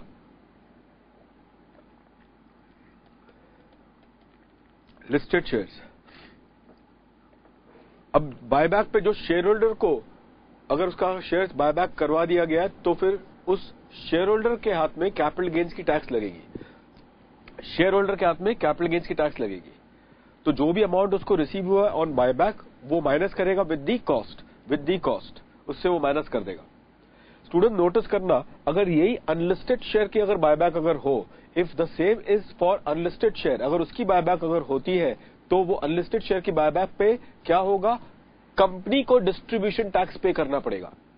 कंपनी को डिस्ट्रीब्यूशन टैक्स पे करना पड़ेगा। There is a distribution tax on the buyback of the unlisted share. तो कंपनी को डिस्ट्रीब्यूशन टैक्स पे करना पड़ेगा। इसके लिए मैंने बताया था ना, डिविडेंड डिस्ट्रीब्यूशन टैक्स मैंने करवा दिया, AIF करवा दिया था। मैंने बताया था कि आप लोग एक बार बायबैक ऑफ अनलिस्टेड शेयर का डिस्ट्रीब्यूशन टैक्स कर लेना। फाइन, तो वो कंपनी के लेवल पे क्या होगा? वो डिस्ट्रीब्यूशन टैक्स लगेगा। शेयर होल्डर के लेवल पे टैक्स नहीं है, वो कंपनी के लेवल पे टैक्स है। यहां पे 46A में क्या होता है? यहां पे शेयर होल्डर के लेवल पे टैक्स है, कंपनी को कोई टैक्स पे नहीं करना है। शेयर होल्डर के लेवल पे बायबैक होने पे टैक्स लगता है। That exactly how it would B. ये पर्टिकुलर पॉइंट है स्टूडेंट्स। फिर स्टूडेंट्स यहां पे लिक्विडेशन अगर कंपनी की हो जाए, कंपनी की अगर लिक्विडेशन हो जाए तो यहां पे there are two things, 46(1) and 46(2). Students ये इंपॉर्टेंट हो सकता है, एक बार यार देख के चलना है कैप्सूल और रेगुलर बच्चों, मैंने आपको इसका प्रैक्टिकल प्रॉब्लम भी करवाया था। ये अटेम्प्ट के लिए देख के चलना 46(1) एंड 46(2). कंपनी की अगर लिक्विडेशन अगर हो जाए, कंपनी की अगर लिक्विडेशन हो जाए तो यहां पे कंपनी के हाथ में एसेट ट्रांसफर जो है, एसेट ट्रांसफर जो होगा वो क्या है? एग्जेम्प्ट है। एसेट ट्रांसफर कंपनी के हाथ में एग्जेम्प्ट है। शेयर होल्डर के लिए ध्यान रखना स्टूडेंट्स, शेयर होल्डर के लिए इस सिचुएशन में। लेकिन एक चीज नोटिस करना है यहां पे कंपनी लेवल पे 46(2) है, प्लस यहां पे लेकिन 222C है। 222C DDT लग जाएगा एट द रेट ऑफ 20.357। जो भी होगा ना fair market value of the asset transferred, वो fair market value of the asset transferred पे DDT लग जाता है। ऐसा लिखना, fair market value of the asset transferred up to क्या? Up to the accumulated profit.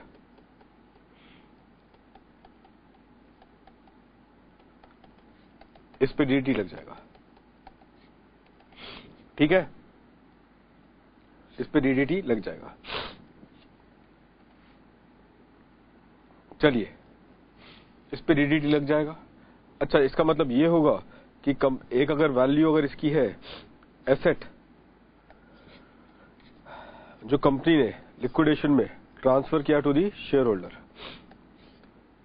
ठीक है, इसकी फेयर मार्केट वैल्यू है से 5 लाख की और इसका कंपनी का एक्यूमुलेटेड प्रॉफिट कितना है? से 3 लाख का।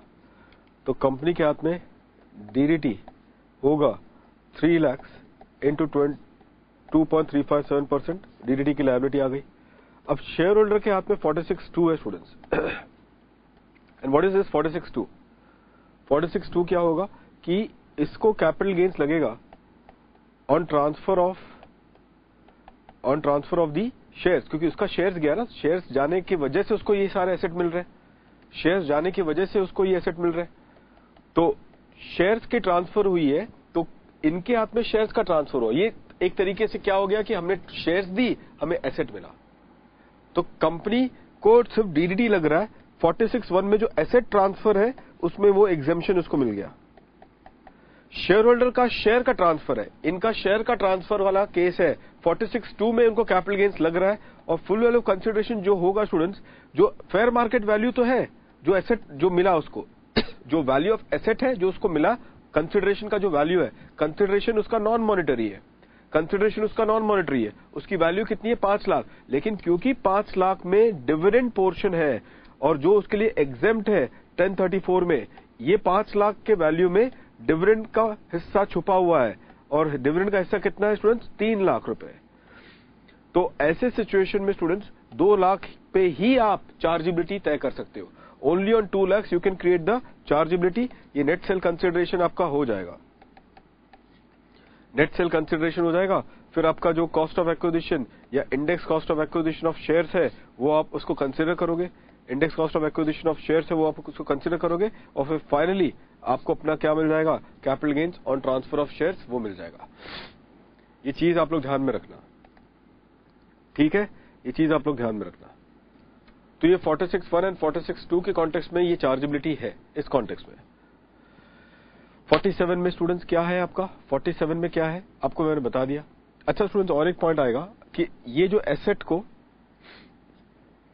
शेयर होल्डर के लेवल पे on subsequent transfer of the asset, अगर ये एसेट को सब्सिक्वेंट ट्रांसफर करे, transfer of the asset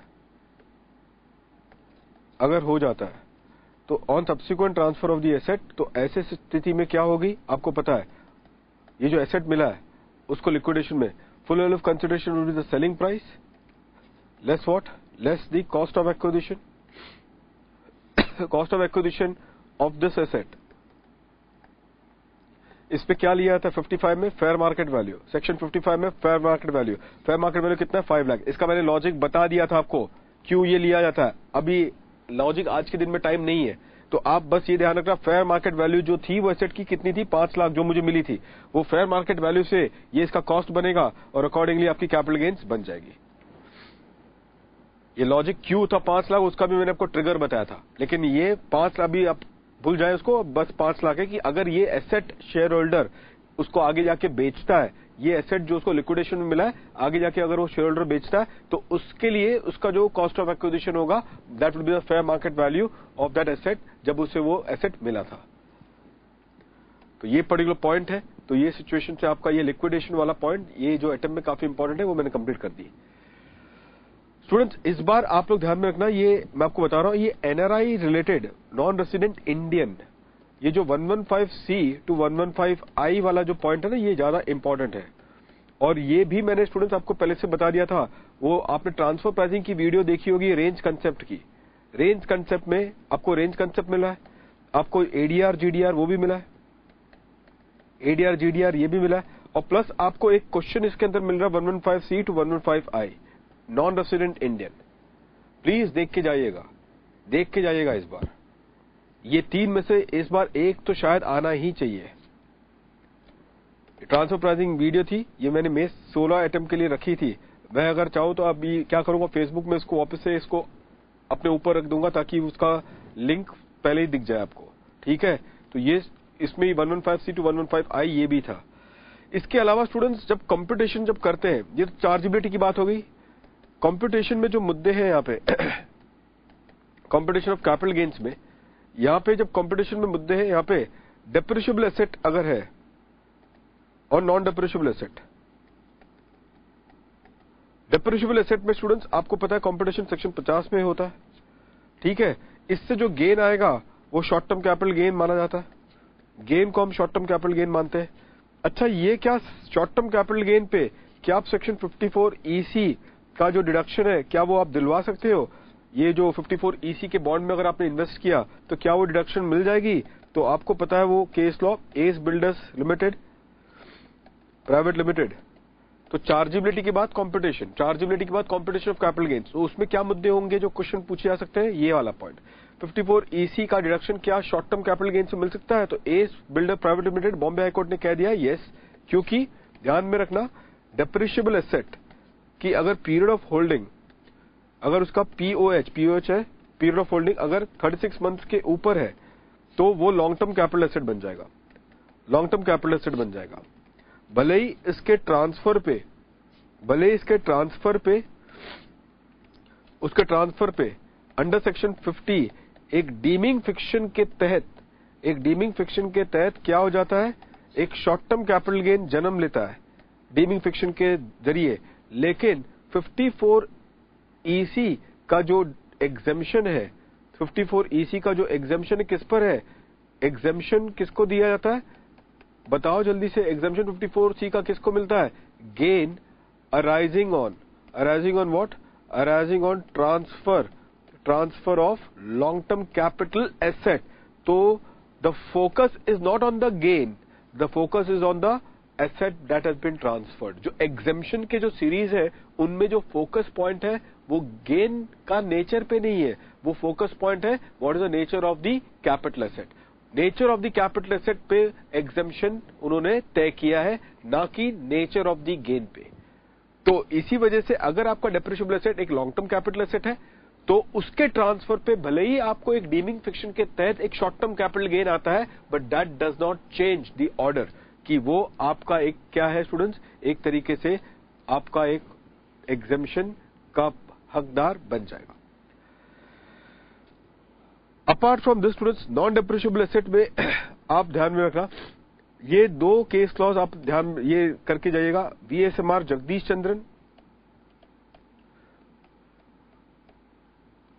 Jagdish Chandran और आपका अरुणाचलम का केस,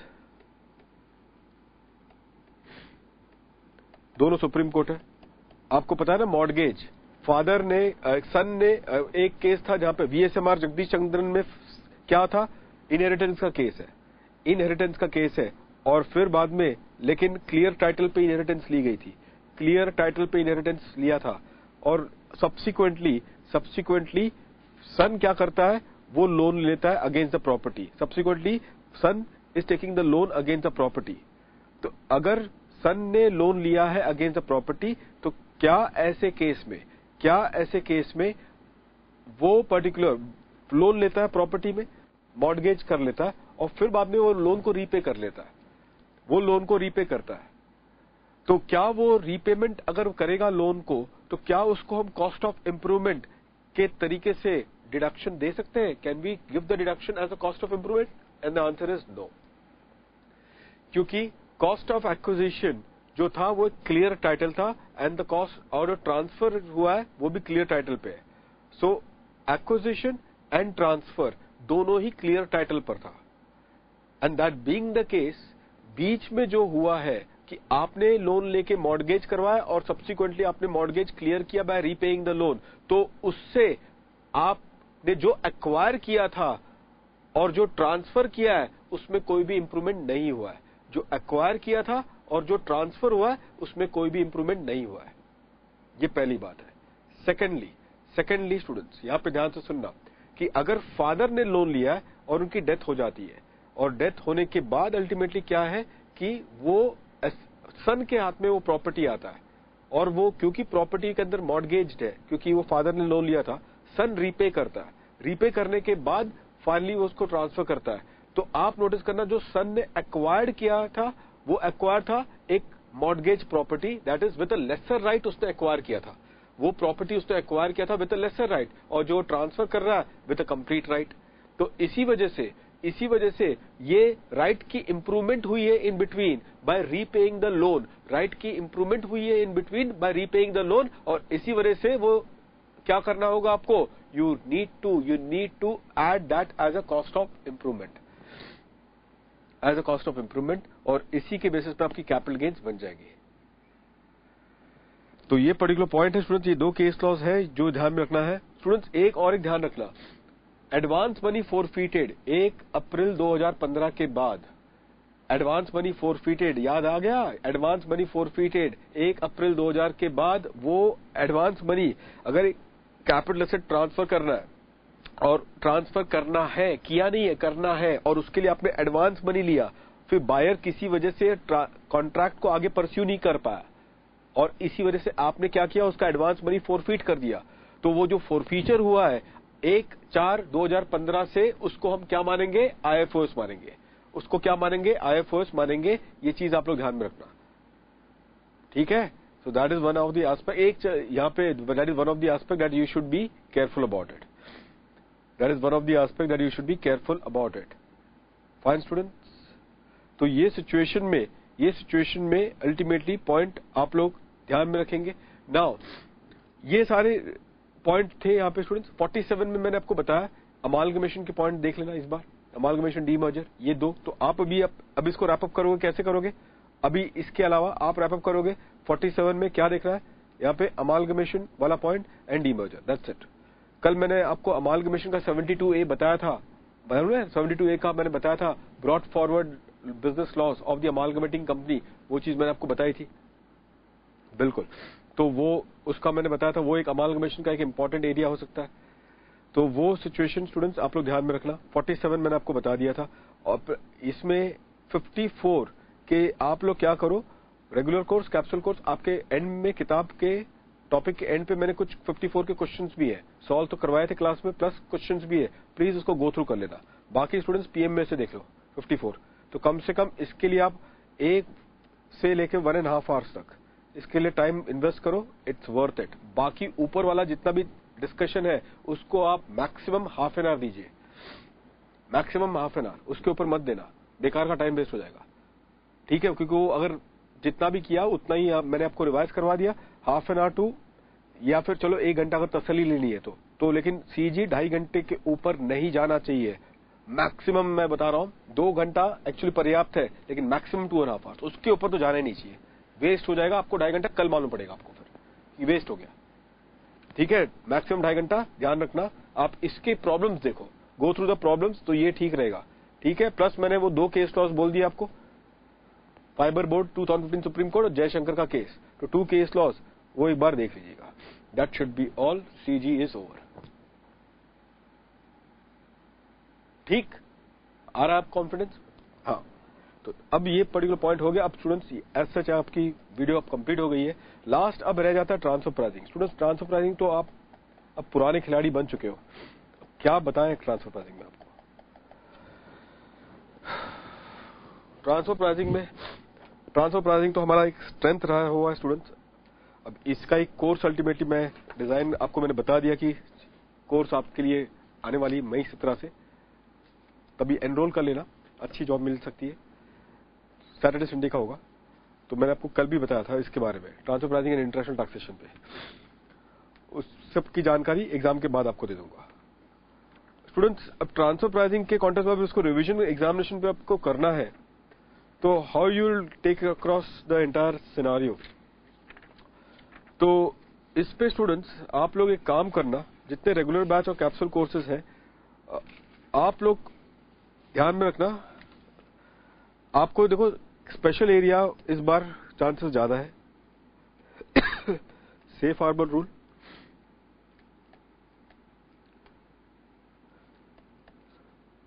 इसके प्रैक्टिकल आएगा, इसमें प्रैक्टिकल क्वेश्चंस है जो मैंने करवाए थे आपको। और बाकी लोग जिनको प्रैक्टिकल देखना है तो वो या तो आईसीआई के मॉड्यूल में भी प्रैक्टिकल देख सकते हैं। दूसरा एपीए एडवांस प्राइसिंग एग्रीमेंट, इस पे थियरी क्वेश्चंस बनेंगे, छोटे छोटे थियरी 2-2 मार्क के क्वेश्चंस बना के रखेंगे, ये भी बहुत लाइकली है। और फाइनली रेंज कंसेप्ट प्रैक्टिकल रहेगा, छोटा क्वेश्चन वो लोग रेंज कंसेप्ट पे डाल सकते हैं, जो कि वीडियो पहले से मैंने बता दी थी उसकी लिंक रेंज कंसेप्ट की, ये प्रैक्टिकल आएगा। और फिर इस पे जो ट्रांसफर प्राइसिंग में जो पेनाल्टीज के जो सेक्शन है, इस बार मुझे थोड़ा लग रहा है थियरी के लिए ये इंपॉर्टेंट है। क्या क्या पेनाल्टी है, डॉक्यूमेंटेशन नहीं होने पे, ऑडिट रिपोर्ट नहीं होने पे, ये सब अल्टीमेटली क्या होगा, सिनारियो बना है। So safe harbour rule, APA, range concept and penalty. और फिर बाद में जो जनरल एरिया है, जनरल एरिया में स्टूडेंट्स आप देखो क्या करना, आप लोग के पास क्या होगा, first of all basic concept में,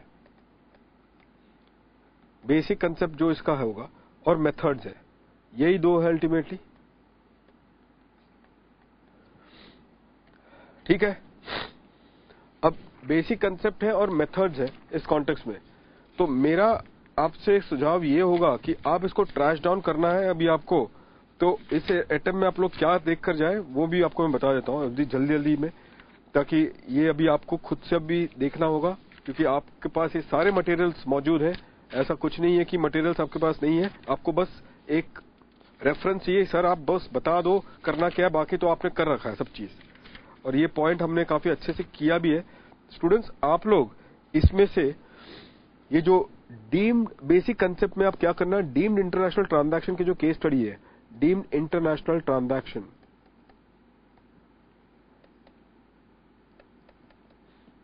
या डीम्ड एई, डीम्ड एसोसिएटेड एंटरप्राइज, वो जरा सारे रेगुलर बैच कैप्सूल कोर्स जरा देख के जाओ। Deemed international transaction and deemed AE, ये क्या होगा मालूम है कि कैसे दो इंडिया में तो तीन पार्टी, ये ट्रायंगुलर है, आपका ए इंडिया के बाहर है, आपका ए इंडिया के बाहर है, ठीक है, आप दूसरे ए हो इंडिया में, एक प्रायर एग्रीमेंट के बेसिस पे जो बाहर फिरंगी है ए, उसने एक इंडिया में ही दूसरे एक पार्टी को क्या कर दिया है, थ्रू अ प्रायर एग्रीमेंट एक प्राइस नेगोशिएशन करके सप्लाई ऑफ गुड्स का ट्रांजैक्शन किया हुआ है। दो केस स्टडी थे स्टूडेंट्स, आपको याद होना चाहिए, वहां पे मैंने दो केस स्टडी लगाए हैं, तो आप वो दो केस स्टडी अल्टीमेटली देखना, प्रायर अरेंजमेंट वाला, तो उसमें डीम्ड इंटरनेशनल ट्रांजैक्शन और डीम्ड ए का केस है, वो देख लो अल्टीमेटली, बस उस पे आप फोकस कर लेना, ठीक है। फिर आप स्टूडेंट्स क्या करना, कुछ क्वेश्चंस जो बाकी स्टूडेंट्स लोग क्या करेंगे, यहाँ पे मेथड में कुछ प्रैक्टिकल क्वेश्चंस देखें। कप मेथड देख लेना, एक कॉस्ट प्लस मेथड, उस पे जो प्रैक्टिकल क्वेश्चंस हमने रखे वो उसकी प्रेजेंटेशन के साथ देख लेना। Cup method, cost plus method, ये दो आप लोग देख के चलोगे। और एक प्रैक्टिकल क्वेश्चन जो हमारी किताब में ही है और या फिर बाकी लोग पीएम में से भी देख सकते हैं, वो है आयुष मोटर्स का, अनुष मोटर्स लिमिटेड का,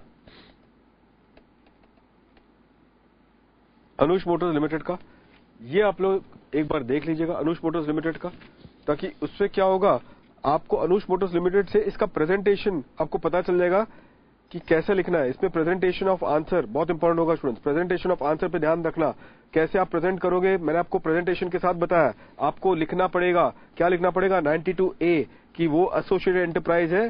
क्वेश्चन में पढ़ के आप अपने आंसर्स कैसे लिखोगे, ये पहले 30% के ऊपर स्टेक है एक कंपनी का दूसरे कंपनी में, तो पहला पॉइंट बनेगा, मैंने प्रेजेंटेशन आपको लिखवाया है एकदम तरीके से कि लिखो इस तरीके से कि ये ए ही है। फिर बाद में लिखेंगे आप लोग कि क्या है कि 92B में यहाँ पे इंटरनेशनल ट्रांजैक्शन का कैटेगरी है। ये सब चीज प्रेजेंटेशन जैसे दिया गया था वैसे आप ये प्रेजेंटेशन के लिए ये क्वेश्चन आप लोग देख लेना कि अगर ऐसे प्रैक्टिकल लेवल के क्वेश्चंस अगर बनते हैं तो हमारी प्रेजेंटेशन कुछ इस तरीके से बनेगी, ठीक है। तो ये आप ये कर दीजिएगा अनुष मोटर्स का। अपार्ट फ्रॉम दैट एक स्टूडेंट्स आप लोग क्या करना, इस पे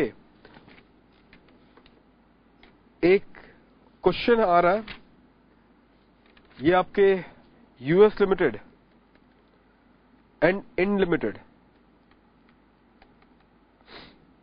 वो भी हमारे किताब में है, या तो पीएम में से आप लोग देख लेना, US limited and in limited. ये भी अल्टीमेटली क्या कीजिएगा आप लोग देख लेना, ये आपका थर्ड क्वेश्चन है, क्वेश्चन नंबर 3। 3 क्वेश्चन प्रैक्टिकल के थे in the topic, in which topic, in the topic of ये मेथड्स, जो मेथड है ना, मेथड ऑफ मेथड्स के उसमें देख लेना, जो मेथड है ट्रांसफर प्राइसिंग के जो मेथड्स है उस टॉपिक में जो मेथड ऑफ ट्रांसफर प्राइसिंग है, तो एएलपी डिटर्मिनेशन का, तो उसमें क्वेश्चन नंबर 3 जरा एक बार देख लेना, US limited and in limited का एक question, that should be all. और फिर आपका एक उसके बाद स्टूडेंट्स ये एक क्वेश्चन और एक आ रहा है प्रैक्टिकल क्वेश्चन में, और एक क्वेश्चन एक आ रहा है कि consequence if ALP is determined by AO 92C subsection 4 कि अगर AO ने अल्टीमेटली जो ALP डिटरमाइन किया तो क्या उससे आपका 10AA का डिडक्शन भी कॉन्सिक्वेंशियली बढ़ेगा, क्या उससे 10AA का उसका डिडक्शन भी कॉन्सिक्वेंशियली बढ़ेगा? The answer is no. एक क्वेश्चन है उसके लिए स्टूडेंट्स, वो आप लोग प्लीज इसको एक बार देख लीजिएगा, एक क्वेश्चन यहां पे रखा गया, वो आप लोग उसको देख लीजिएगा। And I think that should be all as far as this is concern, that should be all as far this is concern. Safe harbour rule पे प्रैक्टिकल देख लीजिएगा, मैंने आपको 4-5 वो एरिया नोटिफाई करवा दिए है कि ये है, ये है, ये है। अल्टीमेटली आपको ये 4-5 बताया गया कि सेफ हार्बर रूल में इस तरीके से आपको क्या करना है, इसको कंक्लूड करना है कि हाँ भाई इस तरीके से क्या वो एएलपी वो आप सेफ हार्बर रेंज में हो, उतना ऑपरेटिंग मार्जिन आपने दिखाया है ट्रांजैक्शन में। पूरा सेफ हार्बर रूल का गेम क्या है स्टूडेंट्स, ऑपरेटिंग मार्जिन। वो आपको बाय हार्ट करने पड़ेंगे कि अगर ये पर्टिकुलर ट्रांजैक्शन होगा। ध्यान रखना सेफ हार्बर में क्या होता है कि इंडियन पार्टी जो इंडियन एई है वो एक्सपोर्ट करता है। ये पूरा गेम क्या है, इंडियन जो एई है वो एक्सपोर्ट करता है टू दी फॉरेन एई।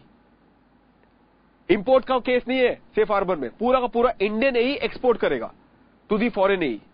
तो उसमें से जो ट्रांजैक्शन किया है उसने, हर ट्रांजैक्शन को गवर्नमेंट ने नोटिफाई किया है कि इतने उसके नोटिफाइड ऑपरेटिंग मार्जिन होने चाहिए, इतने नोटिफाइड ऑपरेटिंग मार्जिन होने चाहिए। मैंने आपको 4-5 पॉइंट बताए थे कि ये आपके दिमाग में रहना चाहिए, विद एग्जांपल्स मैंने बता दिया था। तो अगर वो अपना इतना ऑपरेटिंग मार्जिन दिखाता है, और ऑपरेटिंग मार्जिन कंपेयर करते हैं हम लोग कॉस्ट से, जो प्रॉफिट आता है वो हम कॉस्ट से अल्टीमेटली ऑपरेटिंग मार्जिन लाते हैं।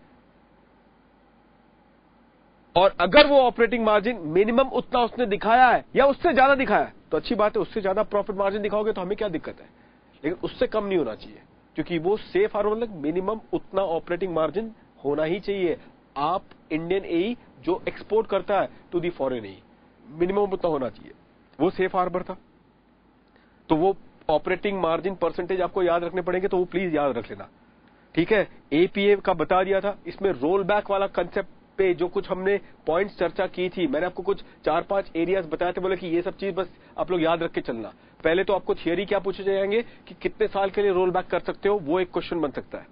कितने साल के लिए रोल बैक कर सकते हो, वो क्वेश्चन बन सकता है। दूसरा क्वेश्चन क्या बन सकता है इस पे, यहां पे the condition of roll back, condition of roll back.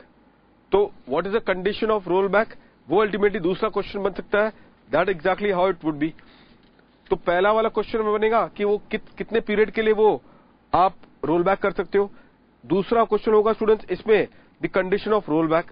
अब कंडीशन ऑफ रोल बैक में स्टूडेंट्स आप कहां पढ़ोगे, ये 10 MA में पढ़ लेना, roll back of the agreement 10 MA में पॉइंट नंबर 2, पॉइंट नंबर 2 पे ध्यान रखना, ये इंपॉर्टेंट होगा। अपार्ट फ्रॉम दैट ये point number 2, point number 3, roll back would not be applicable, non applicability, यहां पे ये कंडीशन के लिए था, और ये है नॉन एप्लीकेबिलिटी, ये भी इंपॉर्टेंट है कि कब रोल बैक प्रोविजन आपको नहीं एप्लीकेबल किया जाएगा, ये वाला पॉइंट। और लास्ट में स्टूडेंट्स प्रोसीजर प्रोसीजर पे शायद क्वेश्चन पूछ सकते, तो आप 3 चीज बस एपीए में करके जाए। एक है द पीरियड, दूसरा है द कंडीशन, कंडीशन क्या होगा पॉइंट नंबर 2 10 MA में, और बाद में when the roll back option is not applicable वो। और प्रोसीजर इस थियरी के लिए हो सकता है कि वो मॉडिफाइड रिटर्न फाइल करनी पड़ेगी उसको यहां पे। फिर जो क्योंकि अपील पेंडिंग में अगर है तो एक एप्लीकेशन से पेंडिंग जो है वो उसको विड्रॉ करना पड़ेगा, वो रोल बैक पीरियड के लिए अपील में होगा ना, लिटिगेशन हुआ होगा उनके बीच में। अब वो चाहता है कि हमें एपीए का बेनिफिट वो रोल बैक पीरियड के लिए भी मिलना चाहिए, तो क्योंकि अपील पेंडिंग है स्टूडेंट्स, अपील पेंडिंग है, और अब आप एग्रीमेंट करते हो विद द डिपार्टमेंट की हाँ जो भी एपीए का प्राइस है वो हमें रोल बैक पीरियड के लिए भी चाहिए, तो फिर झगड़ा खत्म करो। जो अपील फाइल हो चुका है उस पिछले पीरियड के लिए, वो पीरियड के लिए आप अपील विड्रॉ करो, तो वो प्रोसीजर में आ गया, वो रूल 10RA में। तो मॉडिफाइड रिटर्न फाइल करना है, और जो अपील है पिछले पीरियडों की वो अपील आपको विड्रॉ करना है। That exactly what rule 10A is all about. So I think that should be all as far as this APA is concern. तो यहां पे ये करना, रेंज कंसेप्ट का प्रैक्टिकल वहां पर है, थियरी पेनाल्टी की ये बन जाएगी। This is how the transfer pricing has to be wrapped up. करके ना इतना इस बार ट्रांसफर प्राइसिंग अच्छा खासा शायद 10 मार्क के लिए तो पूछ लेंगे एग्जामिनेशन में। तो दैट्स इट स्टूडेंट्स। अब बाकी अलावा तो कुछ और बचता है नहीं जो चर्चा करने लायक है। बाकी तो अब स्टूडेंट छोटे छोटे एरिया है, जैसे कि हाउस प्रॉपर्टी बचा है। बोले सर हाउस प्रॉपर्टी के लिए क्या, हाउस प्रॉपर्टी के लिए कुछ नहीं स्टूडेंट, सब लास्ट में आपको अगर कुछ करना ही हाउस प्रॉपर्टी के तो कुछ उसके क्वेश्चंस देख लेना पीएम में से, दैट्स ऑल ऑफ इट। इसके अलावा और क्या बच जाता है, अब देखो असेसमेंट ये सारे बड़े बड़े चंक तो मैंने आपको करवा दिए। अब जो भी छोटे बड़े टॉपिक है, हाँ मैंने कल बताया था कि एडवांस रूलिंग कर लेना अच्छे से, वो कर लेंगे आप लोग। अब आप देखिएगा कि आपकी जितने मॉड्यूल्स में से बाकी जो भी टॉपिक बच जाते हैं स्टूडेंट्स, उसको जल्दी जल्दी हाफ एन आवर का टाइम लिमिट को तय करो। टॉपिक चालू करने के पहले क्या करना, डिफाइन कर देना कि यार इतना ही करना है इस टॉपिक में से और इतने टाइम के अंदर करना है, क्योंकि मैक्सिमम एरिया आपका मैंने कवर करवा लिया स्टूडेंट्स। आप खुद अब महसूस करना स्टूडेंट्स कि आप लोग को अब ज्यादा टाइम नहीं लगेगा। It hardly now would be taking any time, क्योंकि जो टॉपिक आपके हाथ में मैंने छोड़ रखे हैं वो अल्टीमेटली वुड बी एक कैपिटल गेन्स है 2.5 आवर्स का, ये ट्रांसफर प्राइसिंग होगा, इसके लिए आपको ट्रांसफर प्राइसिंग के लिए 1 घंटे देने पड़ेंगे, but beyond that now nothing remains further that you would be bothered much. Case law का वीडियो देखेंगे अच्छे से स्टूडेंट्स आप लोग, ठीक है, और ये वाला वीडियो भी एक बार देख लेना, उसके लिए थोड़ा सा एक्स्ट्रा पुश ले लेना, but wrap it up and just finish it of. मैं बता रहा हूं स्टूडेंट्स, पास हो जाओगे, कोई दिक्कत नहीं है, आपने बहुत हद तक की है। कुछ टाइम एक्स्ट्रा मिल जाए स्टूडेंट्स, कुछ एक्स्ट्रा टाइम मिल जाए तो आरटीपी में से कुछ देख लेना, क्योंकि आरटीपी में से चैरिटेबल ट्रस्ट सबसे इंपॉर्टेंट है, कल के अटेम्प्ट में आ रहा है, तो चैरिटेबल ट्रस्ट के केस लॉज और क्वेश्चन वैसे मेरे केस लॉ वीडियो 3 में है, मेरे वीडियो में आ चुका है, केस लॉ के वीडियो में आ चुका है, तो जरूरत नहीं पड़ेगी, लेकिन कुछ ऐसे कुछ एरियाज है अगर आपको देखने हैं तो देख सकते हो। केस लॉ सारे मैंने कवर कर लिए हैं उसमें से। चलिए स्टूडेंट्स, होपफुली कल जब मैं आपको कनेक्ट करूंगा फेसबुक के थ्रू से तो आपके बहुत अच्छे रिव्यूज मिले कि आपका अच्छा पेपर गया होगा, इसी उम्मीद है। हम तो सिर्फ उम्मीद कर सकते हैं students. At the end of it I feel good after giving this particular shot. इसके ऊपर तो अल्टीमेटली ऊपर वाले की मर्जी है, isn't it? At least you can give your best shot, and after that, beyond that, it's all the Almighty is willing. Students, अब एक नए प्लेटफॉर्म से मैं जुड़ रहा हूं, DSTC, ये अपना ही प्लेटफॉर्म है और इसमें आप लोग का अल्टीमेटली सपोर्ट बहुत इंपॉर्टेंट होगा। आपके कनेक्ट आपके साथ जुड़ा रहूं, ये बहुत इंपॉर्टेंट है। ये is in the growing face और आप ही के सपोर्ट से in that case it will reach on height. I do believe that जो भी कोशिश आपकी तरफ से है, मेरी तरफ से है, वो कोशिश ईमानदार है। फाइन, होपफुली ये सेशन नवंबर 16 का अब एंड होता है और as I am doing now for the last 1.5 years, and मौके पे अल्टीमेटली मैंने बताया ना कि मैं अगले बैच मई 17 के लिए या नवंबर 17 या मई 18 के लिए उतना नहीं हूं जितना लास्ट डे तक आपके साथ जुड़ा रहूंगा। ये कमिटमेंट मेरी हमेशा रहती है। Fine, all the best students, do your parents proud.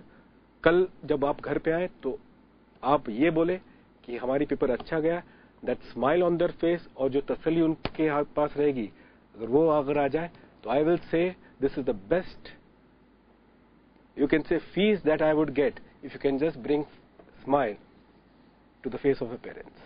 Fine, friends. Thank you very much. Thank you. God bless you. Thank you.